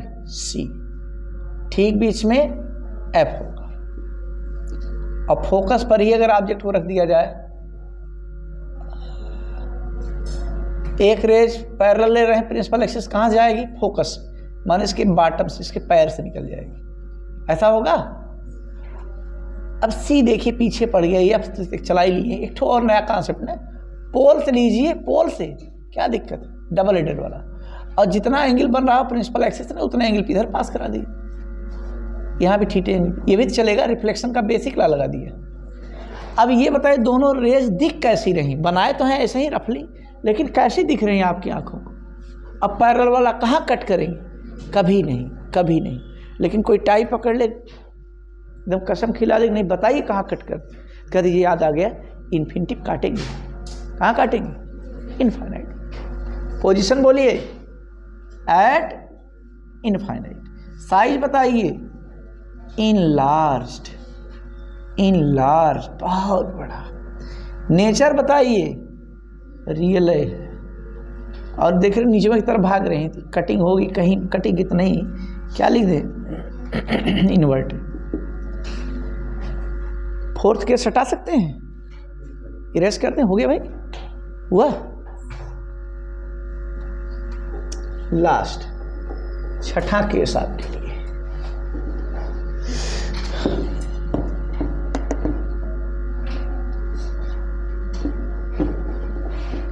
चलिए धीरे धीरे लाइट पर हम लोग काफ़ी कमांड हो रहा है, आराम से एकदम सीख रहे हैं।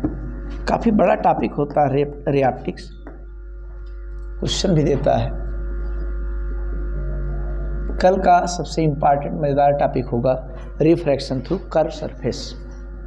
कर्व सरफेस से रिफ्रैक्शन, बहुत सुपीरियर। और कल वाला टॉपिक ही समझने का चैलेंज है, अगर समझ में आ गया समझिए आप अच्छा काम करेंगे, फाइनल एग्जाम में आपका प्रदर्शन बढ़िया होगा। If object is present between P and F, पोल और फोकस के बीच में, फोकस से और करीब ले आ रहे हैं और अंदर तरफ रख रहे हैं। सुनिएगा, समझिएगा जरा।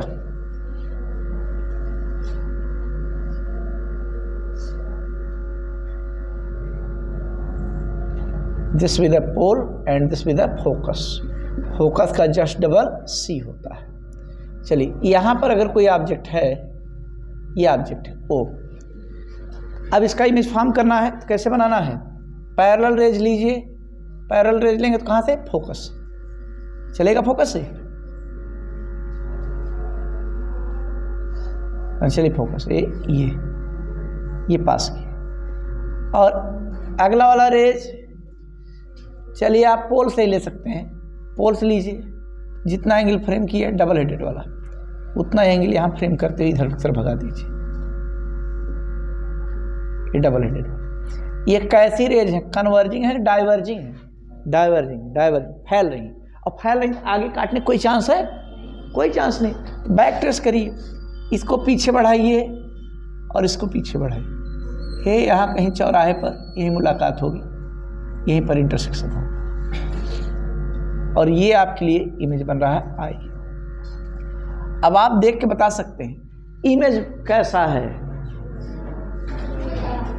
बड़ा है कि छोटा है, सीधा है कि उल्टा है? सीधा माने इरेक्ट कि इन्वर्टेड? इरेक्ट लिखा जाए। कहाँ बना? मिरर के पहले कि मिरर के पीछे? Behind mirror. अच्छा, मिरर के पीछे तो नहीं बनना चाहिए था क्योंकि पॉलिश किया गया, लेकिन फिर भी बन गया था। रियल है कि वर्चुअल? साइज बड़ा है, लार्ज। और नेचर कैसा है जी? और वर्चुअल वाला होता कैसा है? अरे आंख से भी दिखाई दे रहा है, इरेक्ट है, कोई रटने की बात तो है नहीं, तो फिगर सामने है, वही देख के बोलना।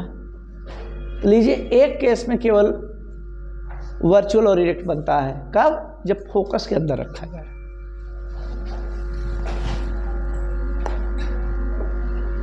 अगर 2 मिनट का आप समय और दे पाए तो एक ठो और बता दें, लास्ट हो जाए, पूरा समाप्त हो जाए, जिससे कल रिफ्रैक्शन ही पढ़ा जाए।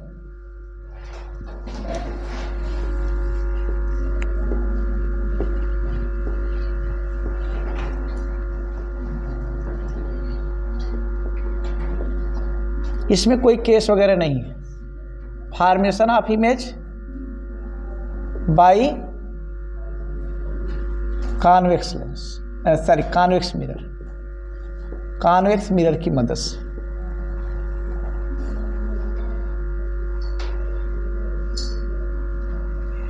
इसमें केवल और केवल एक केस है, इसलिए स्पेसिफिकेशन नहीं कर। ठीक हो गया सर, जस्ट 1 मिनट और।